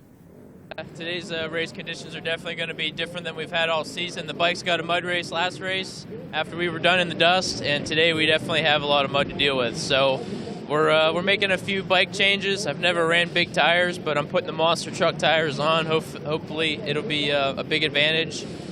I don't know if anybody else is doing it. I know Adam had talked about it, but we're going for it. Wow, that's funny. Just a week ago, last Saturday, we were at the Ironman Raceway, home of the Ironman GNCC for an ATV Motocross National. What's funny is those guys were using GNCC tires to get off the start and get around that racetrack because it was muddy and raining down there, and it's funny, he's using monster truck tires. It's amazing how each one of these guys tried to step it up. You know, now, and I think with the big monster truck tires, like he's saying, I think what it looks like it's got a wider base to it. It looks like it's taller, which actually helps keep them out of all them roots, the ruts, like we were talking about, like the wagon wheel thing. Gives them a little bit more travel, so the skid plates don't catch that center groove as much, and keeps them freed up a little bit. Yeah, exactly, and that's a lot of the reason why the ATV MX guys do it as well. That gives them a little bit more ground clearance, and those bigger tires go better through the mud than what a normal ATV motocross racing tire does. It's pretty interesting, and I think it's neat how tire choices in weather conditions always seem to be a big variable for riders. Some like to do different things. Some like to let a little air out of their tires. Some like to run the bigger tires. Yeah, you know, and the tires are wider too, Rodney. So these guys are running skinnier tires, and they're digging the ruts real deep. Well, these wider tires actually won't go down as far, so actually holds the bike up too. Very good point. Very good point.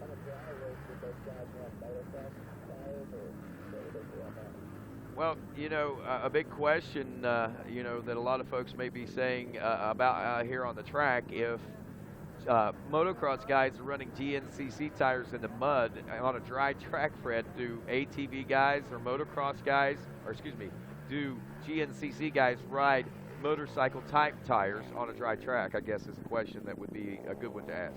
Yeah, I think with the taller tire like they're running, though, with these guys would give them a little more flex. But in the mud and that, they can afford to have that flex because it actually helps them in all the roots and all the deep spots. Where on the motocross track, those guys don't want that much flex because the tire will slide too much. Ah, so basically these guys, I mean, the woods guys will stick to their woods tires. The moto guys will stick to their moto. Uh-oh, Right. we got another lead change here at the 4-mile marker as Walker Fowler's made his way up this little hill climb, and Fowler's back out front again, and there is Borch right on his rear wheel. I got a question again. There is the number 5 of Bryson Neal in third. There is the 5-2-1 of Adam McGill. I got a question again, though. I mean, is this that game of cat and mouse we saw around 2? You're saying no, you don't think these guys are going to play it. I kind of tend to agree with you as well, but I think whoa, mercy. Somebody got a little sideways going up the hill there. Coltrane. Yeah, Cole Richardson having some problems getting up that hill there. So no, I don't think there's definitely not a cat and mouse game going right here. Walker Fowler just put his head down, or either that or Chris Borch ran into a lap guy or had a little trouble. But it's Walker Fowler in the lead right now, and Chris Borch has got to get back on that train. He's got to get right back in and latch on to him and not let Walker Fowler get away from him. Well, here's a good question. Say you're in a situation like that, Fred. You get past, whether it be somebody tracks you down from a few seconds back and makes the pass, you make a little bit of a mistake. How hard is it to keep latched on to that rider? I mean, sometimes those guys come through with a head full of steam, and you see them start to gap individuals. But, I mean, under normal circumstances, what's it like? I mean, how hard it is to latch it on to somebody that gets by you like that? Usually on some situation like that where if Chris Borch did not make a mistake and Walker Fowler just flat out caught him and ran him down, man, your head's really starting to spin. You're thinking, oh, man, well, I'll let him by, maybe I'll chase after him. So if you let him by and you start chasing him and he starts getting away from you, your head's done. Yeah. You know, it's or you let him by and I mean, if you let him by, you have to hang with him, because if you don't, it really works against you. And the thing that we got to point out is Chris Borch has never been much of a race leader.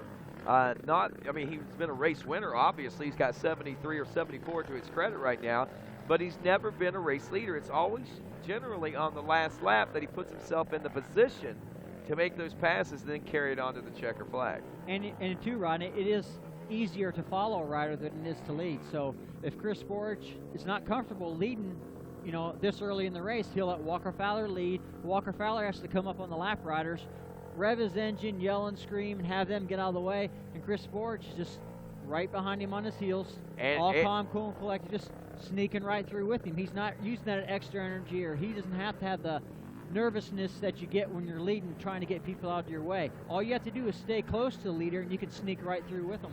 Exactly. I think that's certainly maybe what Chris may have in mind. We never know. I guess time will tell that story for sure, as we'll know more about that developing battle that is taking place up front between Walker Fowler and now Chris Borch in the number 2 spot. When they came through the finish line, Chris did have about an 8-second lead. And I have to tend to wonder what happened to that 8 seconds, but I'm sure we'll find out plenty whenever this race is all said and done out here today.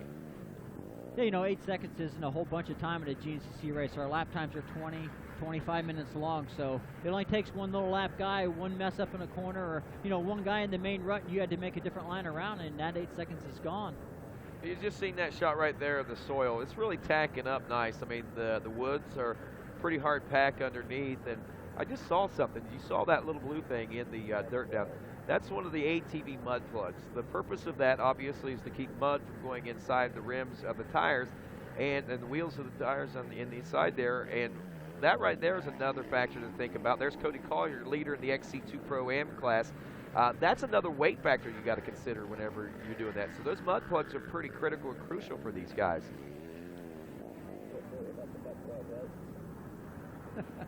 Yeah, just like you said, Rodney, these quads weigh enough as it is, and once this mud gets on them, they've got so many different areas where that mud can get packed in there, and the quads just get heavier and heavier. And you know, when your bike starts to get heavy like this, you kind of, like Walker was talking about earlier, your setup for the days, you tend to set your bike up a little bit stiffer because you know that you're going to get some mud on it, and the bike's going to want to be a little stiffer because that mud's going to weigh it down. If you go into it with your same setting and you start to get mud on it, well, then the bike starts riding low and it starts to be in real ill handling. So you usually tend to set your bike up just a little bit stiffer for when this mud gets on her to keep it the same way as it be as a normal dry race.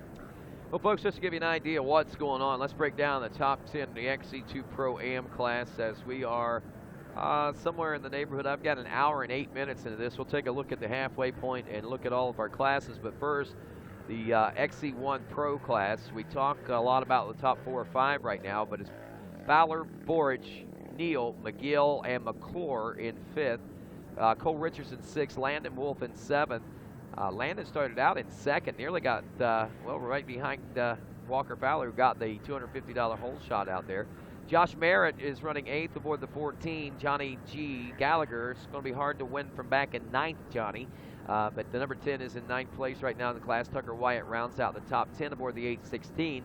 Tough break for Jace Shadron as he runs in the 11th spot right now. Now, as far as the XC2 Pro-Am class is concerned, Cody Collier leading Greg Covert. There is a 5.9 seconds, so call it 6 seconds separating first and second. Greg Woods leading at the end of lap 1. James Green out of St. Mary's, West Virginia, running in the number 3 spot. He's the number 22.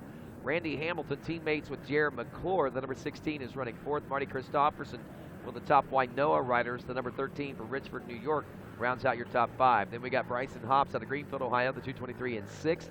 Kenny Schick, the 23 from Newcastle, PA, is 7th. Wesley Wolf, the 741 from Myersville, Maryland.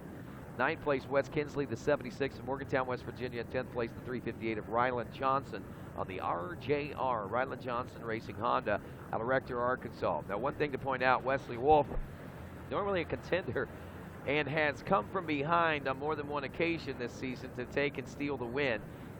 Looking at the deficit right now, he is about 4 minutes behind the first place rider. So for him to be able to pull off that particular feat today is going to be next to impossible. But who knows what's going to happen. So that's going to be tough on Wesley Wolf. Wesley doing very well last weekend in the mud of the Ironman ATV motocross. And if you haven't checked it out, he's got a jump on video, a video jump, about a 10-15 second video that they put on YouTube. It's got over 350,000 views already just in 1 week, man. I mean, it is it's him, the uphill triple. We likened it and started calling it King Kong. You have that big jump, Godzilla. Yep. Well, you come off of that and you make that hard left-hand turn and go up, and there's a big uphill triple. Well, he was basically one of the only A riders pulling that off, and he was doing it beautifully, and they got some video of it. Over 350,000 hits. Folks, don't forget, we got more live shows coming up on RacerTV, all racing all the time. Tomorrow, be back here for the Limestone 100 GNCC bike race. Then next Saturday, talking about ATV motocross, the world's fastest ATV motocross riders will be at High Point Raceway in Mount Morris, Pennsylvania.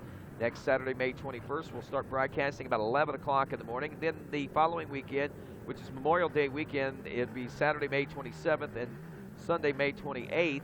The John Penton GNCC ATVs on Saturday and UTVs on Saturday. Then on Sunday will be the bike race. I guess that's the 28th, 29th. Sorry about that. The last day of school is the 27th for my kids is what it is. So we'll have John Penton GNCC ATV and UTV on the 28th.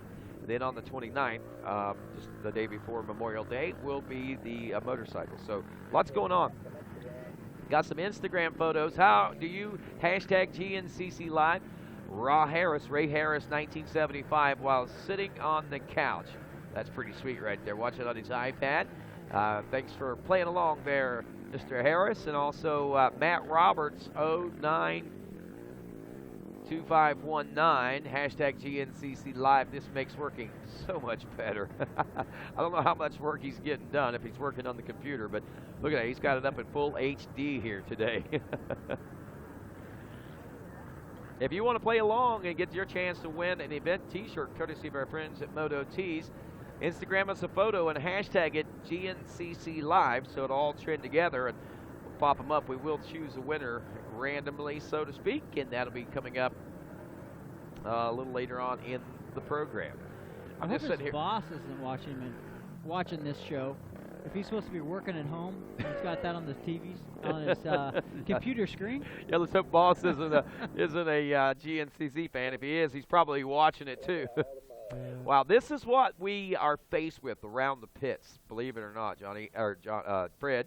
Johnny Gallagher's out there right now faced with it, as a matter of fact. But, Fred, I mean, that's... He's got it in his face. Yes, he does. I mean, it goes from like that sloppy, where actually the ground's just kind of pumping it up. It's hard underneath that mush and stuff right there, but it's just pumping it up and just making it nasty and sloppy all the way around. And that's what it started out like, but what we're seeing out on the course, I think, well, it's that's all good cleared right away. There. Maybe we need to run the races through down Vendor Row there, clean that up a little bit.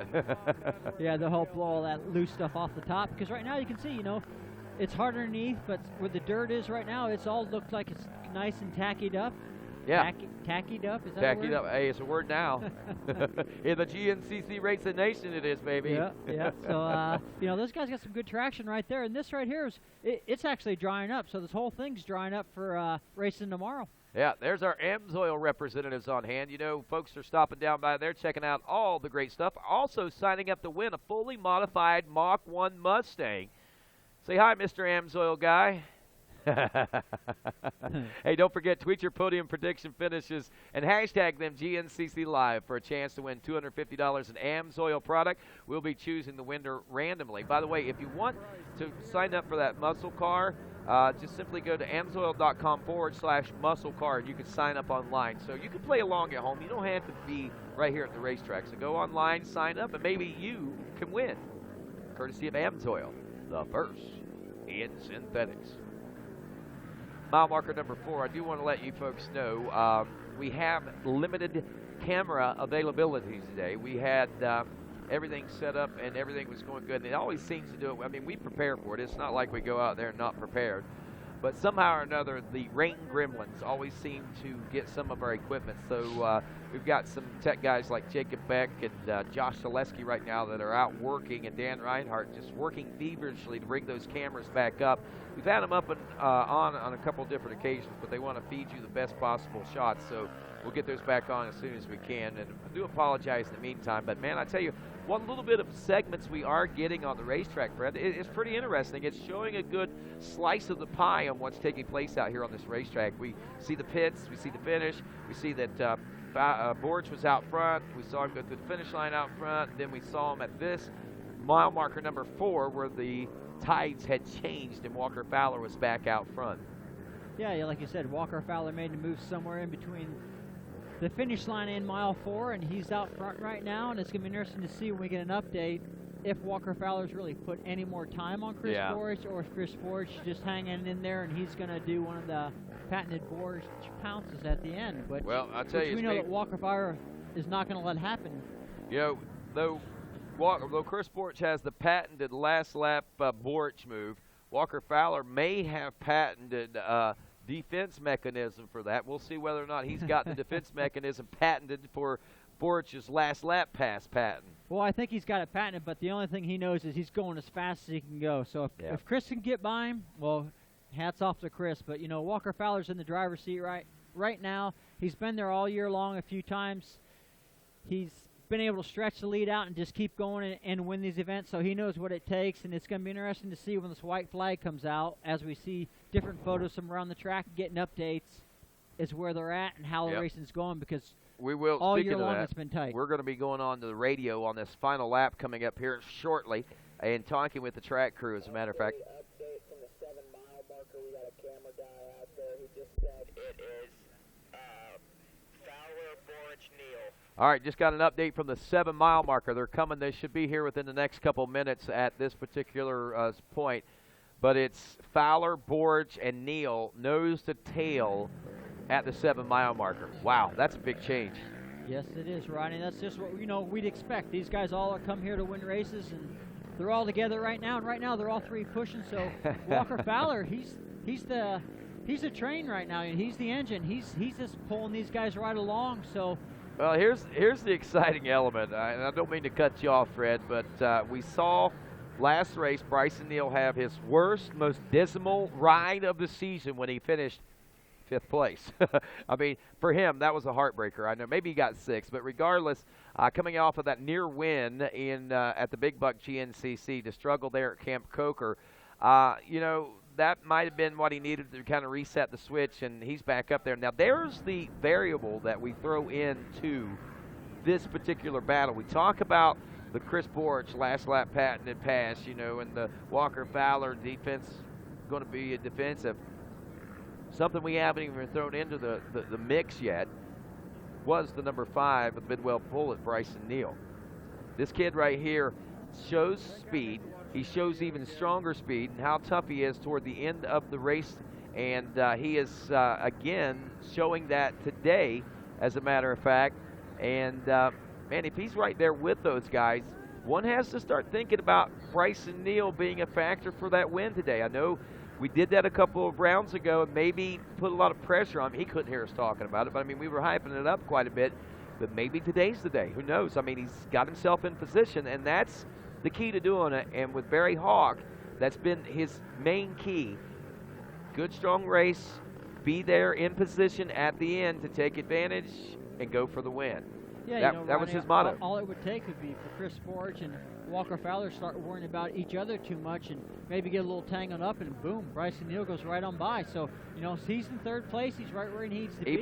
He might be in the best scenario amongst those two in this situation, if not being in between them or ahead of them right now. Right where he's at and riding that kind of race might be the best situation scenario he could come up with. But we'll see. I know Bryson Neal, he likes to go, and he's not going to wait around. If he can make the pass, I would say that he's going to try to go for it right as soon as he can. Yeah, and I'm wondering, where's Adam McGill in the picture? I mean, is he 5 seconds back, 10 seconds back? Is he close? You know, so it's going to be interesting to see if we get an update here shortly where he's at, because we know he's not going to want to lay down and let these guys get away from him. He's going to be pushing, trying to get that Honda up front. Now, look, here comes the variable lines we were talking about. That racetrack is every bit of 50 feet wide, at least close to it out there. I think that was out backside of the pro pit area, if I'm not mistaken. We were getting that with our roaming camera. So that's the last section that those guys come into or go through before they hit the pro pits. And then they go through the pro pits and then the little section to the finish line. They're kind of similar to what we were just looking at right there. Yeah, you know, that's part of the gremlins we're talking about when the rain comes in and ruins our cameras, because we had a lot of great shots. The GNCC crew did a great job getting us some cameras in some great positions, but with the rain and the weather, it's hard to, you know, electrical equipment, cameras and stuff don't like water and moisture, so, you know, we do our best, but Mother Nature took it away from us. Like I said, people don't realize, but we are pioneering some cutting-edge technology. We are doing things that other people in the world aren't doing yet. Some are starting to do it because of what they're seeing, what we're capable and able to do. But, I mean, honestly, the people that designed this equipment, the first time they come and seen us put it to its test, they were like, wow, it wasn't even designed to do this. Can't believe it's working that good.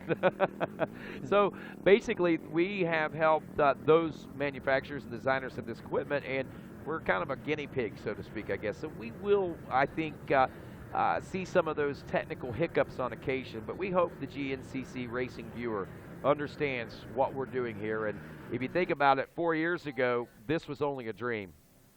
Yes, it was, Rodney. You can see right now, you know, you got that big log you can come over. You can go to the left right there, and look how deep those roots and the ruts are from these four-wheelers. You know, they're digging way down on that dirt and making them big ruts, so it's getting high centered up on there. Those guys are having to fight and push each other through there. Seeing the skid plate marks shiny on spots, the mud. yeah. Yep, starting to shine it up. Now, what that means, Fred, is that it's getting deeper, and every time somebody goes through there, it gets a little bit deeper, and that line could start to hold people up, and that right could there's be our leader. All right, here we go. That Walker is the Fowler. nose to tail. That's Walker Fowler. He gets over. There is Chris Borich. He is over, and there is B. Neal. Whoa! No, he's on that is McGill. That is not Bryson Neal. I think we might have had a mix-up on the that's Neal right there. They're all four basically together right there. So it might have been Neal right there on the rear wheel of Borich right now. But how long has it been since we've seen four riders this close approaching the white flag? I mean, normally we see it a little spread out, a couple guys, three guys or whatever, but not 4 guys, literally nose to tail as they come through the finish line here. Walker Fowler takes the white flag here, rolling into the final lap. And, folks, I am going to run down all the classes for you here in just a moment. But Fowler in. We also have Boric in, technically 1.8 seconds back. Adam McGill 3 seconds back, and 1.2 seconds behind him is Bryson Neal. Now's the gap. It was 20 seconds back to Jared McClure at the end of lap 3. And I'll cut you off a second here, Rod. Did you see the different riding style between Walker Fowler and Chris Borch coming on that log? They kind of rode over it and that, and then Adam McGill came. Adam McGill hit that thing. He jumped across it. Bryson Neal jumped across it. You know, that's the difference. I think those two are trying to catch the leader. Right. So they're getting that little bit of extra effort or just trying to gain a little bit of speed anywhere they can. And those are the types of things that do it. Yeah, exactly. You know, they know they got to get there, so they're putting that little bit extra effort in. Yeah, they could have crashed. They could have messed up, but they know it's now or never, so they got to get up there. So, I mean, you think about it. It may be only a half second or a second, but a half second or a second here, a half second here at this next turn, another second over here at this log or over this route. All of a sudden, it's 5 seconds, 10 seconds. All of a sudden, you're on the rear grab bar of the guy in front of you. You're absolutely right, Fred. So right now, we are an hour and 24 minutes into a near 2-hour scheduled race here today. Again, Fowler, Borch, McGill, Neal, and Cole Richardson checking in the number 5 spot. That'll drop McClure back. I knew that. It's 28 seconds back to Richardson now. The Cole train's chugging along there. McClure is 6th and waiting on 7th place. A minute and 23-second gap a lap ago back to Landon Wolf with Josh Merritt, Johnny Gallagher, and Cody Collier, your XC2 Pro-Am leader, rounding out the top 10 overall. Well, with 4 laps down, working on lap number 5 in the 5th and final lap here at the Limestone 100 GNCC. We're going to take a quick break, and we'll be back with more GNCC Live right after this. When it comes to protecting your engine, AMSOIL offers the next level performance truck owners demand. AMSOIL provides 75% more engine protection against horsepower loss and wear than required by a leading industry standard, extending the life of pistons and cams. Give the vehicle you love the above and beyond fortification it deserves. AMSOIL, devoted to protection.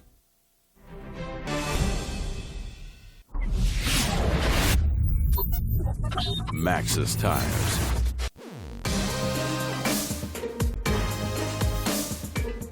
Here at Rocky Mountain ATV our goal has always been to get you the best price and provide quality service.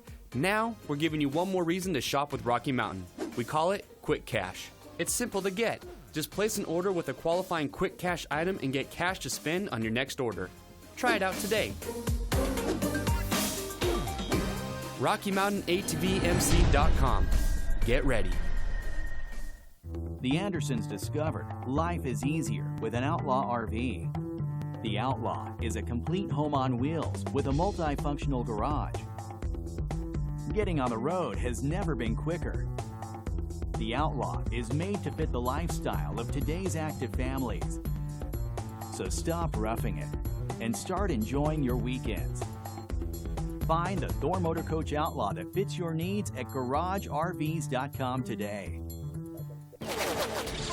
I'm a sore loser. I'm a sore loser. Losing is not an option for me. Be the best. The best? The best. You have to have the best equipment under the hood. That's why I only use Cometic products in my engines. Cometic gasket. Cometic gasket. Cometic gasket. Cometic gasket, a superior quality gasket for those of us who demand the highest level of performance. Welcome back to GNCC Live. Rodney Tomlin along with Fred Andrews, Megawatt Matt Watson out there somewhere, and I'm sure we'll be getting some updates coming in from him soon. But right now, we are watching and waiting with bated breath a nose-to-tail, literally, race between the top 4. It's nose-to-tail, nose-to-tail to nose-to-tail, I guess. Fowler, Borch, McGill, and Neal. That's the way it looks. Another 30 seconds or so back. Cole Richardson on the 733. And is that sunshine trying to gleam through the woods and the leaves on the trees down there? Get back behind those. Get back behind that cloud where you belong. We want rain here. We don't want that old stinking sunshine. I've been saying that all day, trying to maybe fool it, because we always want good weather and we get rain. So maybe we start hoping for rain, we'll get good weather. What do you think? Hey, anything is worth a try. At this point, it's worth a shot, man. Especially, it's cold, man.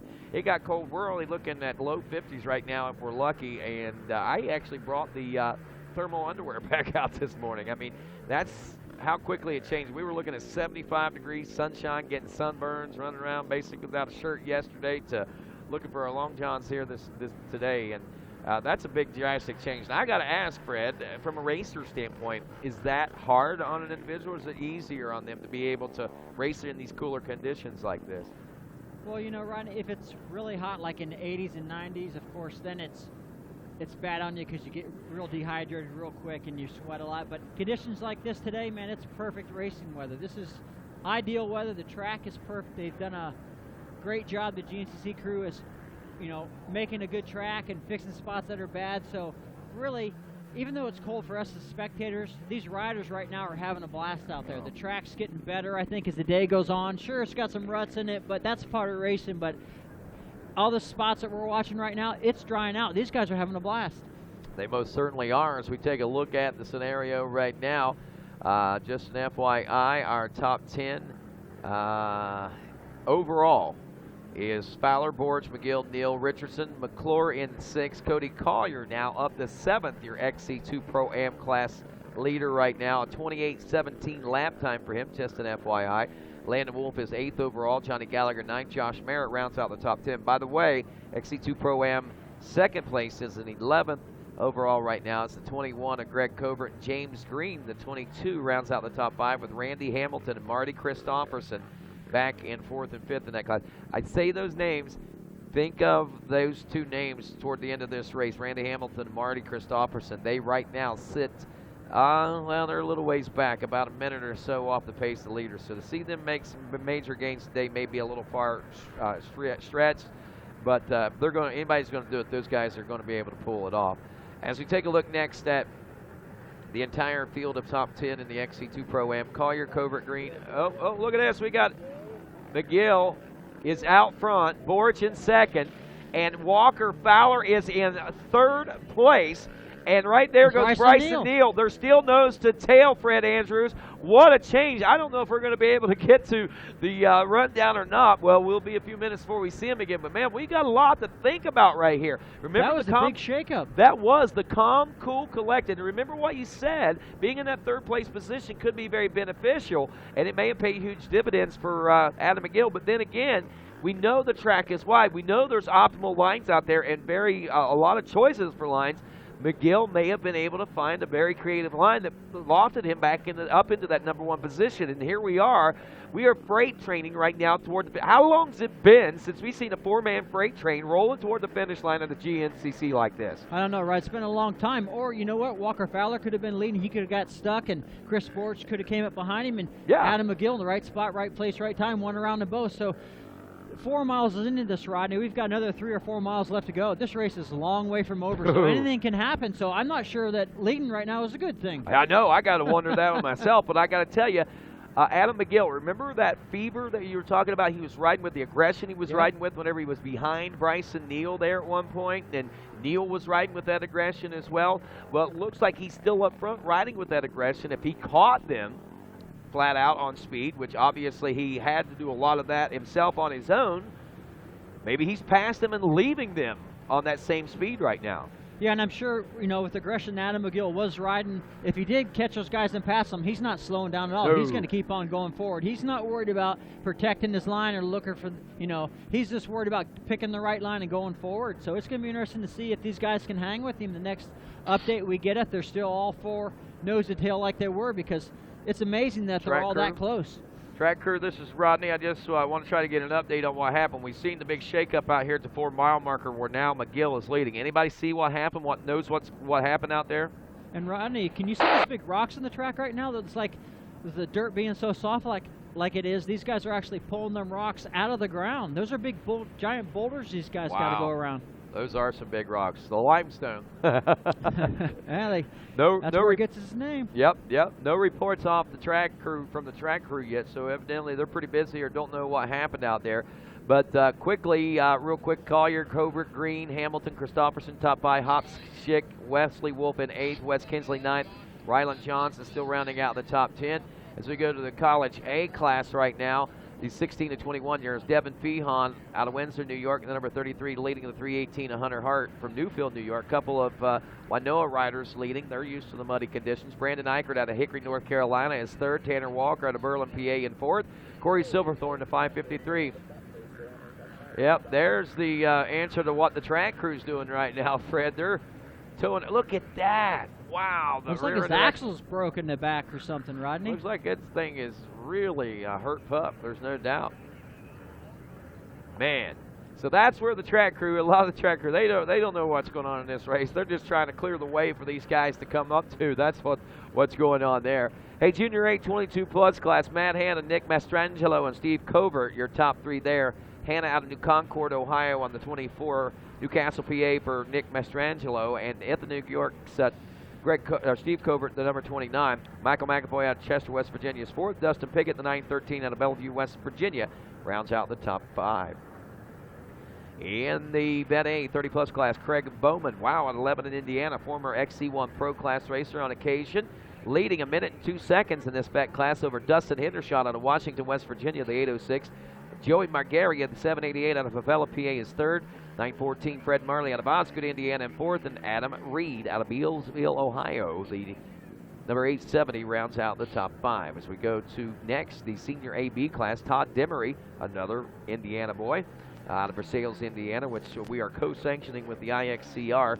But as a matter of fact, a lot of these guys race both those series, and Todd's one of them, 231 out of Versailles, Indiana, 1 minute and 32-second lead over Mike Muscott, the 860 out of Trenton, Ohio. Rusty Repass out of Mooresville, North Carolina, runs in 3rd. The 301, Jason Noble, Davenport, Iowa, is where he's from. He runs in 4th, and Jeff Range out of Barnhart, Missouri, rounds out your top 5 on the 129 machine. Look next at, I believe this is College B, Shane Pitzer. Wow, one of the kids making his way up from the youth ranks over the last couple of years. Pitzer out of Humble, Pennsylvania, out front in this one over Joey Lambright by nearly 50 seconds. Lambright out of East Palestine, Ohio, over Morgan Flannery. The 232 is 3rd out of Mercerburg, PA, only 1.8 seconds back. And that battle, I think Lambright had just gotten around him. Justin Kramer, the 920 from Greensburg, Indiana, runs 4th. And Caleb Hagan, the 402 out of Tompkinsville, Kentucky, rounds out your top 5. From the College B, next to the Junior B, Charles Dawson out of Lisbon, Ohio, a 2.2 second lead over the 61 of Brian Felicki out of Poland, Ohio. In 3rd spot, the 677 Wesley Thompson of Bennington, Nebraska, 3 minutes and 28 seconds back. Ryan Bovis out of Chepachet, Rhode Island, is running in 4th place. And rounding out the top 5, Travis Brandt out of Des Moines, Iowa, the 424 in 5th. That's Junior B. We go to Vet B next. We got Corey Blinkowitz, the Elwood City, PA rider, on the 418 in the lead, 1 minute and 7 seconds over Philip Thayer, the 102 out of Imperial, Missouri. Jared Webb, the 400 out of Belleville, Illinois, is 3rd. 4th place, Jeremy Gouchard, the 59 from Mansfield, Ohio. Ida, Michigan's home, the Dale Batson, the 671 rider riding for Lone Star Racing Products, as well as our good friends at Media All-Stars, one of our top top ATV motocross teams, amateurs-wise, over there at the ATV MX. You'll be able to see some of those riders racing next weekend at High Point right here on RacerTV, by the way. We go next to the Senior B. Maybe that was it. I believe that was it, actually. Yep, that was all of them. We checked all the classes because that was a Senior AB class.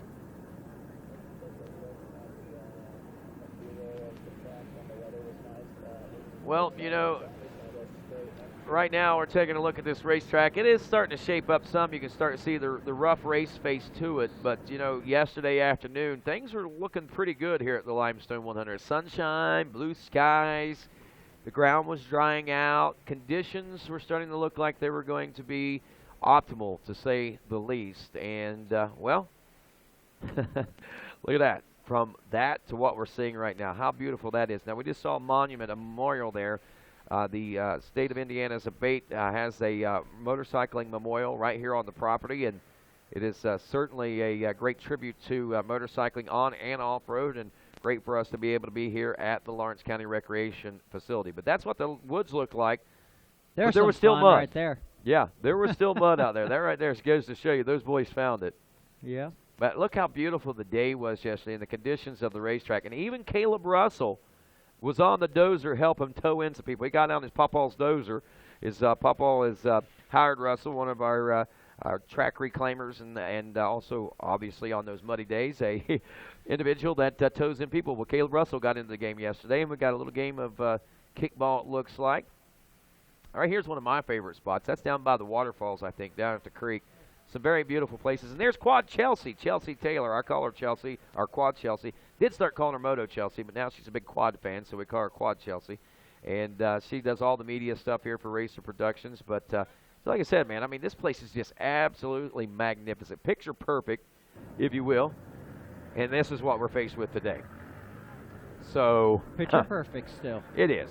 It most certainly is. And ideal considering the rains that we had leading into this weekend and the rains that we had overnight.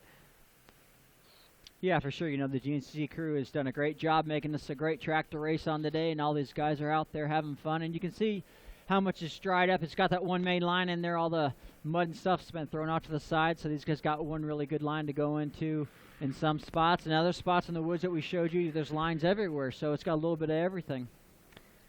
Gotta like a little bit of everything. Makes our check. Hey, there's Megawatt Matt Watson. Right, give us cash, Matt. Check.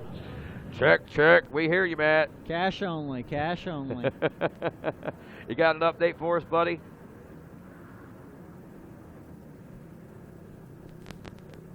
I suppose not. Just want to let us know he was still out there.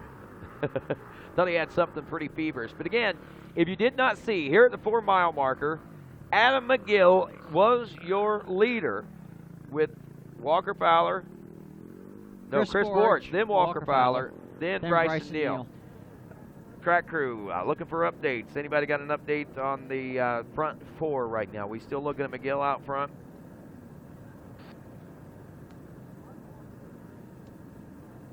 Is track crew even on this channel? They may have. I saw them, they were all 4 together, and they were muddy. I couldn't tell who they were, but they were before the 4, and you said they were after the 4, but looked like they were all still pretty tight. All righty, Tommy Harris, thanks a lot. Tommy Harris, one of our sweep extraordinaires. Actually, they got him on tow jobs right now.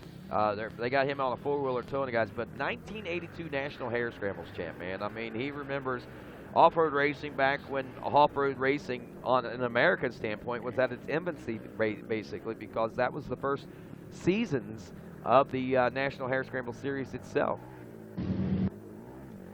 Here at the 4-mile marker, we continue to watch some of these Where you at? Come back on that update.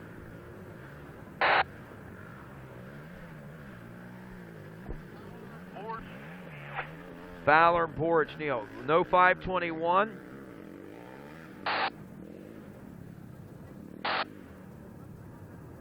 Wow, that's odd. Now, would that mean possibly they missed Adam and those 3 are still nose to tail when we were talking about the aggressiveness that Adam was riding at?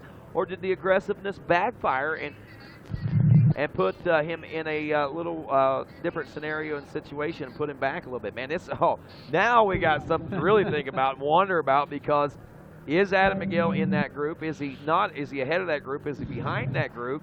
Is he even still rolling out on the track right now? We've not gotten any reports. One thing's for sure, Rodney. You've got the Adam McGill Mafia right now going, oh no, they don't know what to believe. They're all running around over there scratching their heads and hoping and praying it's not true, but you never know. You're right. He could have went by and they didn't see him, or, you know, a little bad luck could have happened. He could have caught something. He could be behind them, but until we get another update or see him on the screen, we're all just going to have to sit here and wait. With bated breath. You always say that. I always want to say it. With bated breath. Well, there you go, man. And wait. Well, while we wait for the riders here at the 9-mile marker want to take a visit with one of our school visits, the home of the Hornets, Springville Hornets. As we went down to visit with some of the local students, we took a couple of people, even some local riders, which included, well, that there is Austin Lee, Kendall LaFollette, who is one of our women, Sadie Welch, who is our girls ATV racer. I guess he's a women's ATV racer now. Also, I think Charlie Welch was a part of it, who raced in our 10 o'clock race this morning. There's Sadie and Charlie there helping out, having a lot of fun. Those are a lot of fun, Rodney. You get to go to the school and show all the kids the motorcycles and stuff, and that age right there like that, they just love it. They get autographs and sign, and they want to ask you a whole bunch of questions, and, you know, just share what GNCC racing is all about. Got the teachers involved in that one, as a matter of fact. Man, they look very, very eager right there. There's no doubt about it.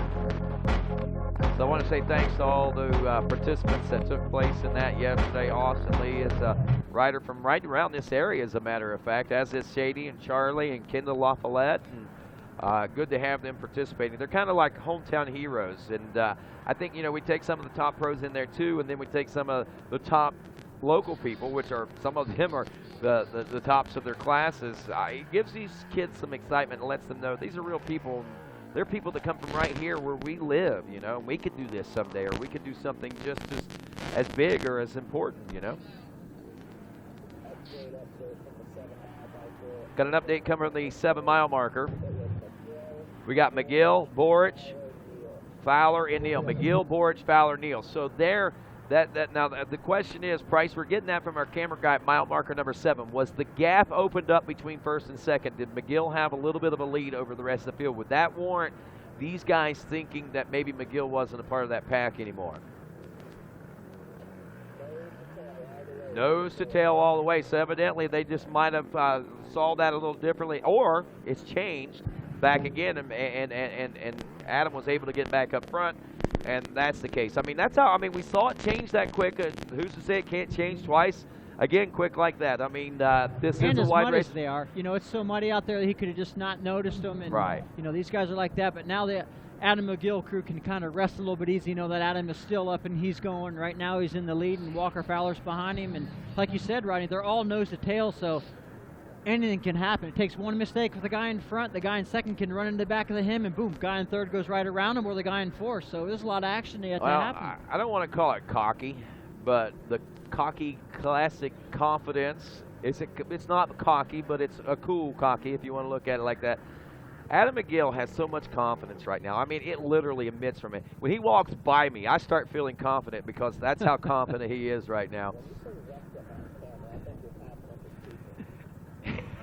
And yeah, sorry about that, producer Bryce. That was a good one. I can't repeat that one, but anyway, you're absolutely right about that. But yeah, I mean, this kid's confidence is very high right now, and he walks, he talks, and he is, I think, the textbook definition of confident right now.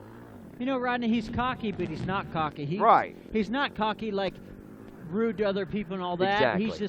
He's a great guy. He's really good for the sponsors, and being cocky is fine because he's backing it up. He's winning races.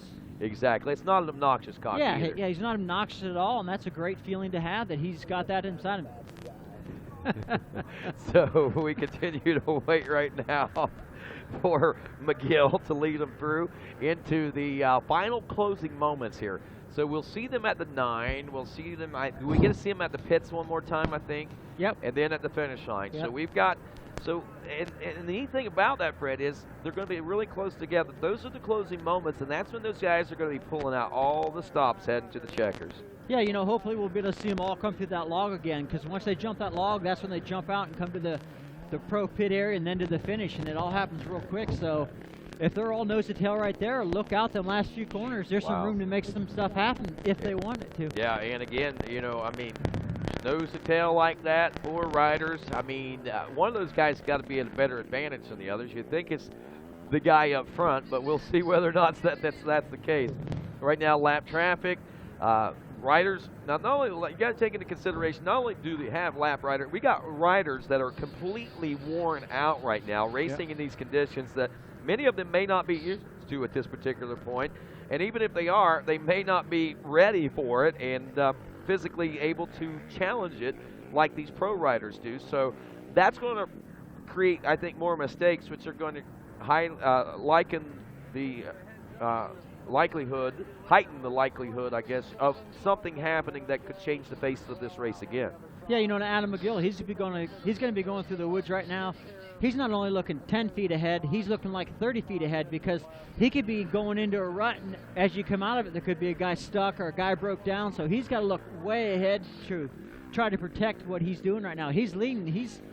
Everything is on his shoulders right now. It's a position you've been in before yourself. Yeah. And I fell off a bridge once. So it's not a great place to be, but no, Adam McGill's been there too, so he knows what it takes. But man, there's a lot going through his head right now. Well, right now, we'll see whether or not he can keep it calm and cool as he does walking around the pits. Nonchalantly, very confident, like we say. And if he can get 3 in a row, and that's what he was talking about. I was talking, 3 in a row. And there he goes. Oh, Adam mercy. McGill, Borch, and Fowler. Here's another thing to point out. There's 5 points between first and second, another 3 points. That's going to bring this down to a 4-point championship battle between McGill and Fowler if this finishes this way, if I'm doing my math right now. Whoa, Borch! Oh! Borch put the pass on and stuffed it in the next turn for the crash. Oh, he did what he had to. He was going for the win. Now the big, oh man, can Borch get back into this? And oh man, what a heartbreaker there for him. Where is Bryson Neal? Neal's just now coming through the pit, and he's trying to get this fire back up. Oh man, Borch is going to have to push this machine, it looks like. There goes his wife, Dawn. There goes the now third place. Right now he's got it fired back up, but here comes Borch with banners and all. He's an AMSOIL rider. Might as well take the. He's taking the banners right to the finish line with him. Now we check the official results here in the XC1 Pro class, and for the overall here at this Limestone 100 GNCC, it is Adam McGill taking the win, Walker Fowler in second, Bryson Neal 24 seconds back in third, and it was only 6 seconds too long for Chris Borch not to be on the podium. But man, talk about going for it right there. Look at that pass right there, Rodney. I don't know where he came from, but man, he shot out there like a rocket. But he just couldn't make the turn.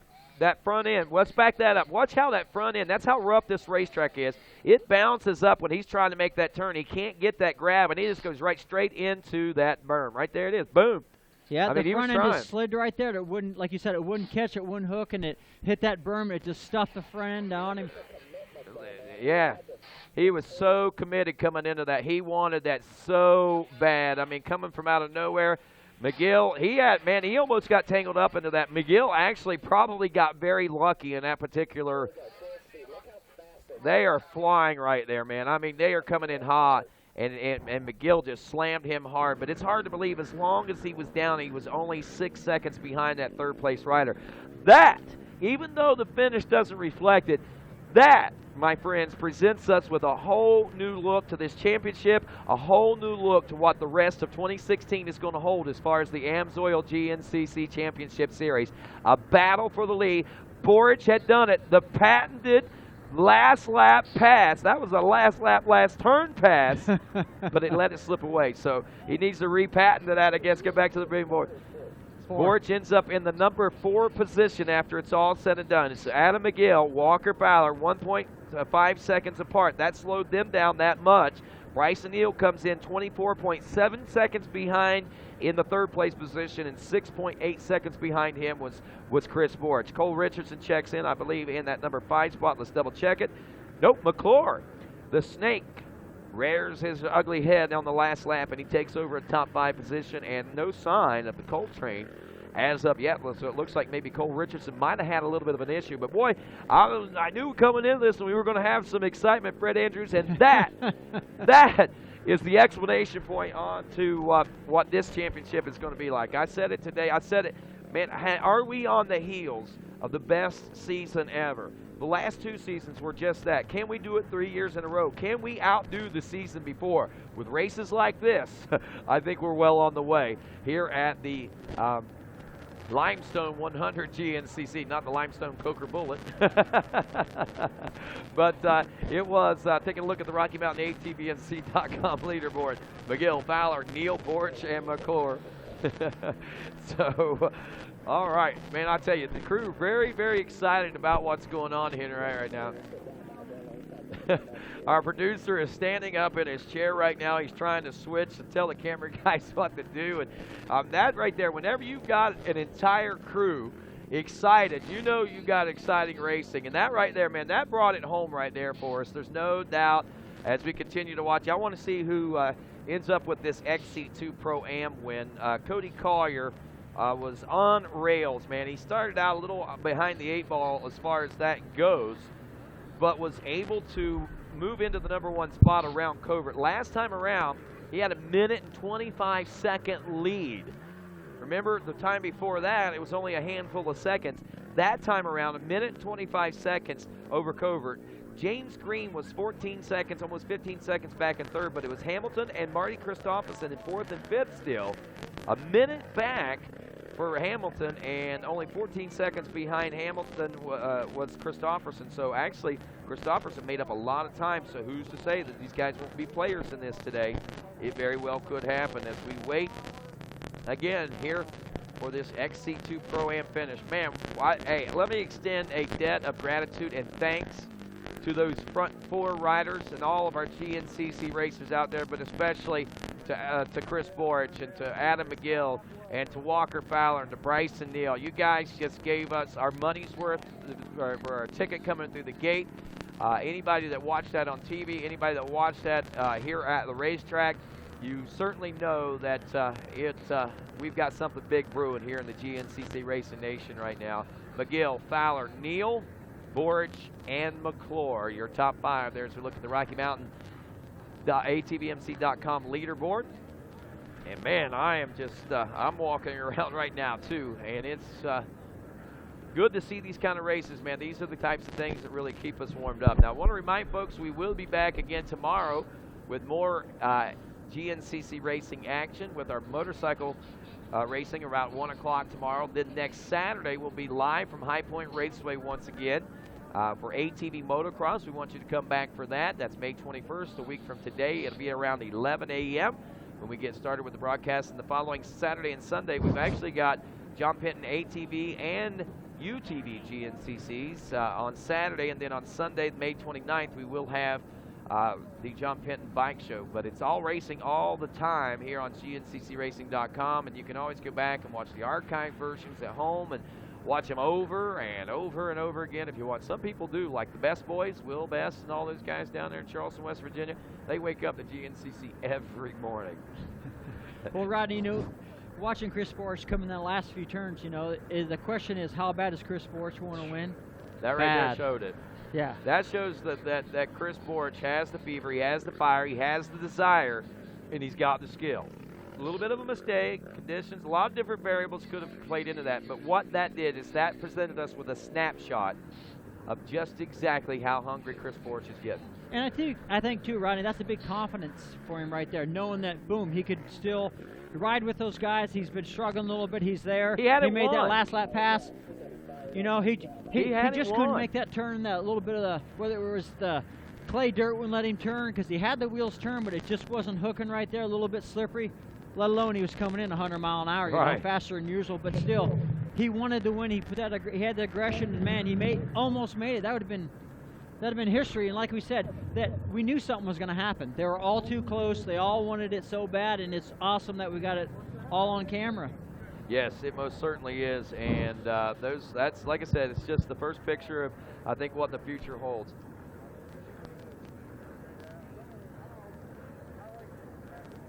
And right now we are just... And like we talked about too, Adam McGill has made up 5 points for the last 3 races, so he's on a roll right now. And Walker Fowler's got to be wondering what it's going to take to beat Adam McGill again. Man, that's some heavy stuff right there. A lot to think about, man. And they got 2 weeks. 2 weeks to sort it all out, think about it, and get ready to go do it again. Man, that's going to be fun. John Penton GNCC is where we're going to be. And man, I tell you, that right there, that is a big GNCC as far as riders and ATV riders, because those guys, man, for some reason, the ATV fans come out in droves. There are a lot of Walker Fowler fans. There are a whole lot of Adam McGill fans. There's a lot of Chris Borge fans. And it's right there, literally in the backyard, one county away from where Bryson Neal lives, where Bryson Neal grew up, where Bryson Neal resides right now. So you know that the fans are going to be out in full force at the John Penton GNCC. And we may very well be in store for exactly what we saw here today, Fred. Oh, there's no doubt about that, Rodney, for sure. You know, when you come to Ohio, it's Ohio country. That's where all of us live. Walker Fowler's from Ohio, Bryson Neal and everybody. So it's going to be a great race for the Ohio crew up there also. But it's going to be amazing what these guys are going to say on the podium. You know, there's so much action that went on that we didn't get to see on TV. So I'm really interested to see what happened. How did Walker Fowler get past? How did Adam McGill get by him? And then, you know, we're not going to get to talk to Chris Borge about his last lap, last corner pass right there. Man. But I think there's going to be a lot of questions going on, a lot of answers. That's going to be a really super interesting podium. We need to get somebody down there to talk to him. I think that would be a great story to talk to him. Hey, by the way, Cody Collier just checked in a moment ago. He is your winner of the XC2 Pro-Am class as anticipated, according to previous laps. He had about a minute and a half lead over the rest of the field. Now, you wonder where that sets him in the overall. He's 7th overall. That Carroll, Ohio rider. By the way, a top rider all the way from the youth ranks into the morning class ranks. He was the overall morning champion. He was he made history, believe it or not. He was the first non-WXC or super senior rider to win the morning overall in like decades. I mean, it had been all about like super senior type riders or quite possibly the WXC class in that morning race. And then he comes along and shows people not only can somebody else get on the podium besides those two classes, but somebody else can actually win the overall. Took that momentum, brought it on into the afternoon racing. We saw great college A battles out of him. Saw a torrid championship battle for him last season. I know he had Cole Richardson to contend with. Had actually made a step up into the XC1 Pro class at last year's Ironman GNCC to test the waters. We thought he was going pro, but his mentor said, no, we're going to win an XC2 Pro-Am championship, then make the step up. And that's kind of the goal for them this year, is to win that XC2 title. And he is hey, speaking of winners, right here is our Instagram winner. Check this out, McGill Mafia shirt.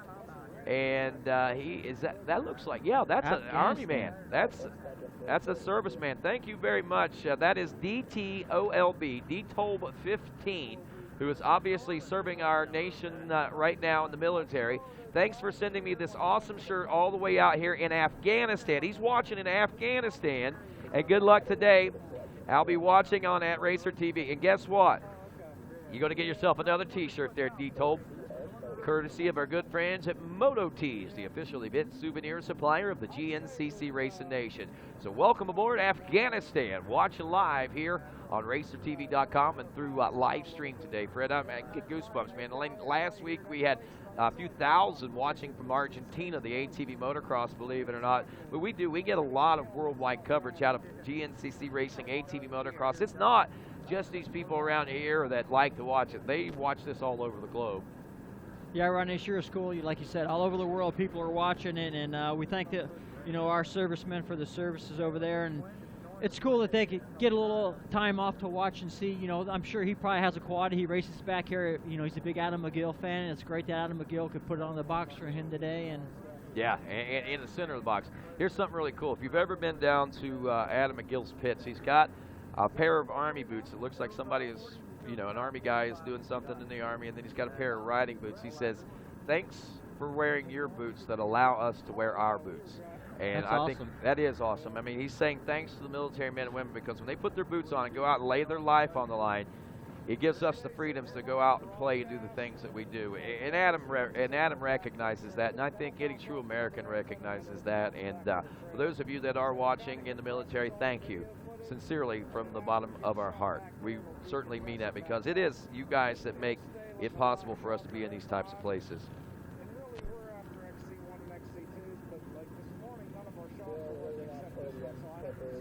Well, we're working some podium presentations right now, working on that right now. As we told you, we do have a little bit of our technical difficulties at the moment. I think visually, I don't know, we're going to have a camera down there.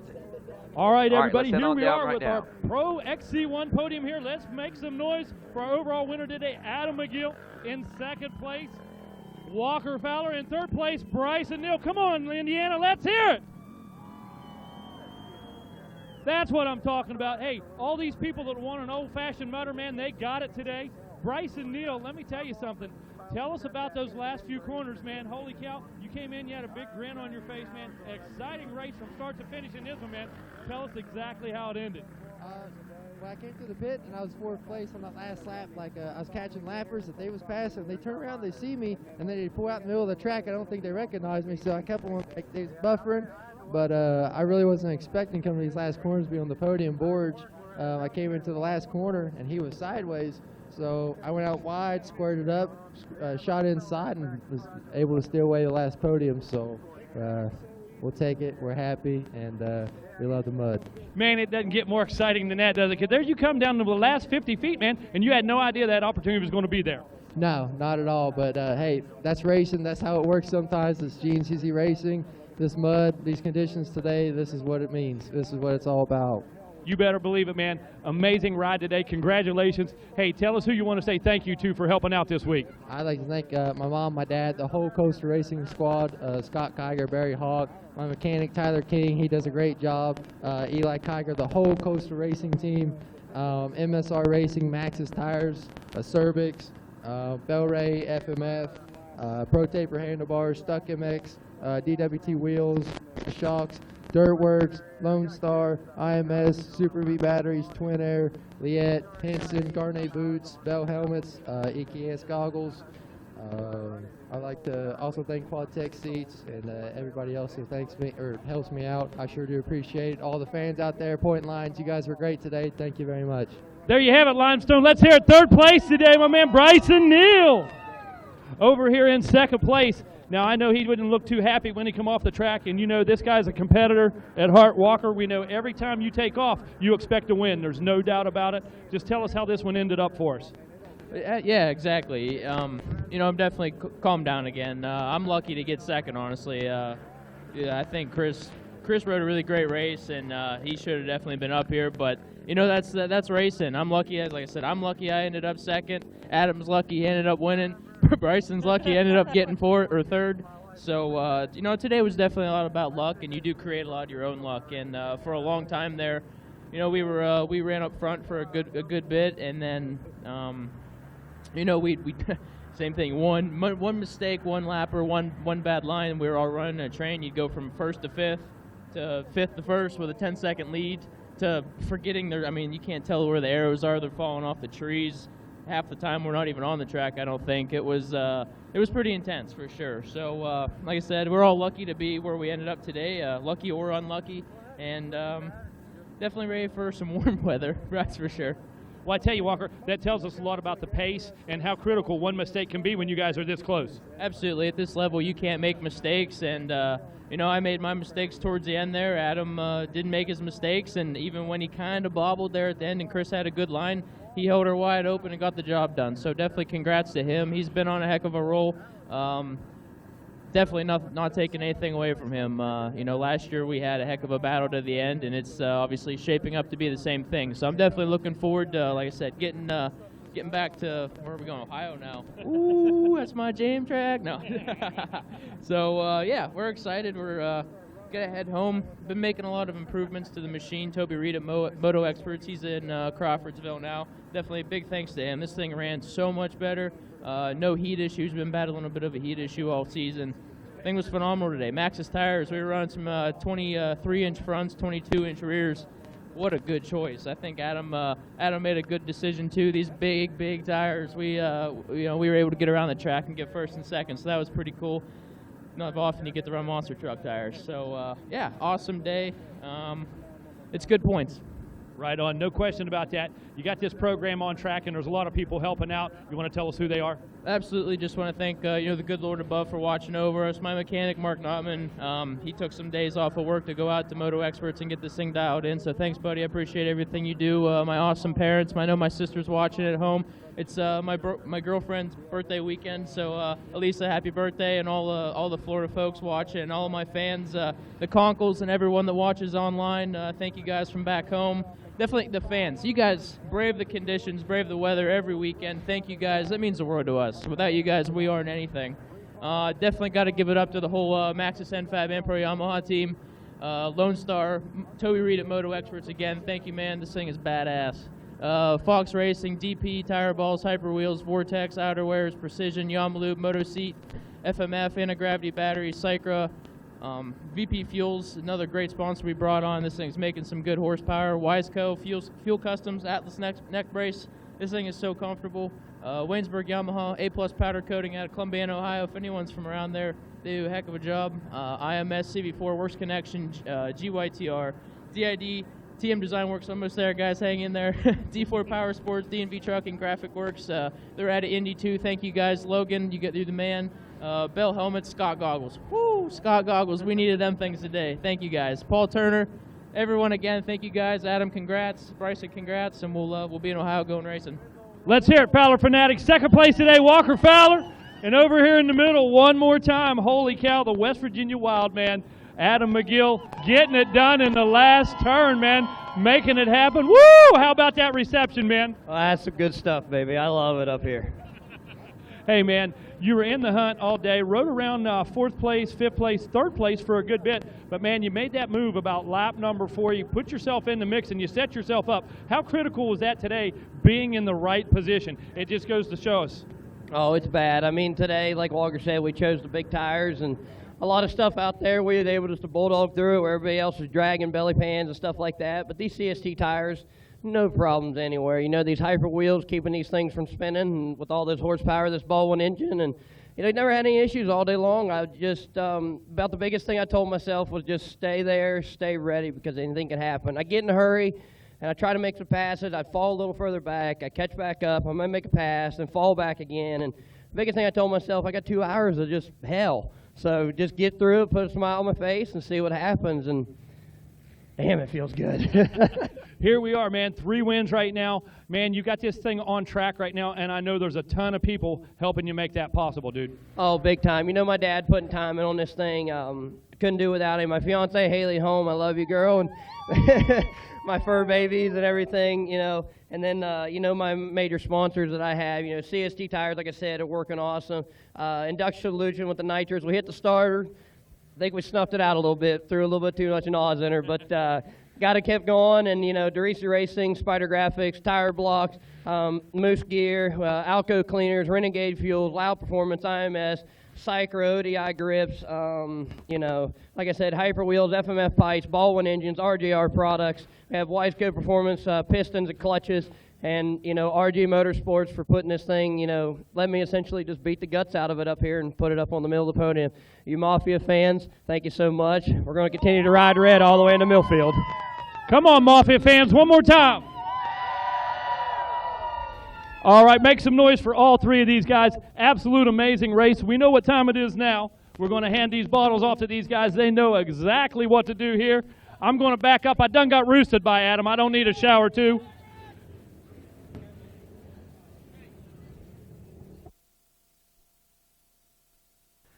Well, there you have it, folks. Podium celebrations underway as the photos are being taken, and, of course, the celebrations with those bottles of champagne, the sweet, sweet spray of victory here in GNCC Racing. And, of course, Adam McGill takes the win. Walker Fowler in 2nd. Bryson Neal 3rd. Chris Borch was 4th. Jared McClure in 5th.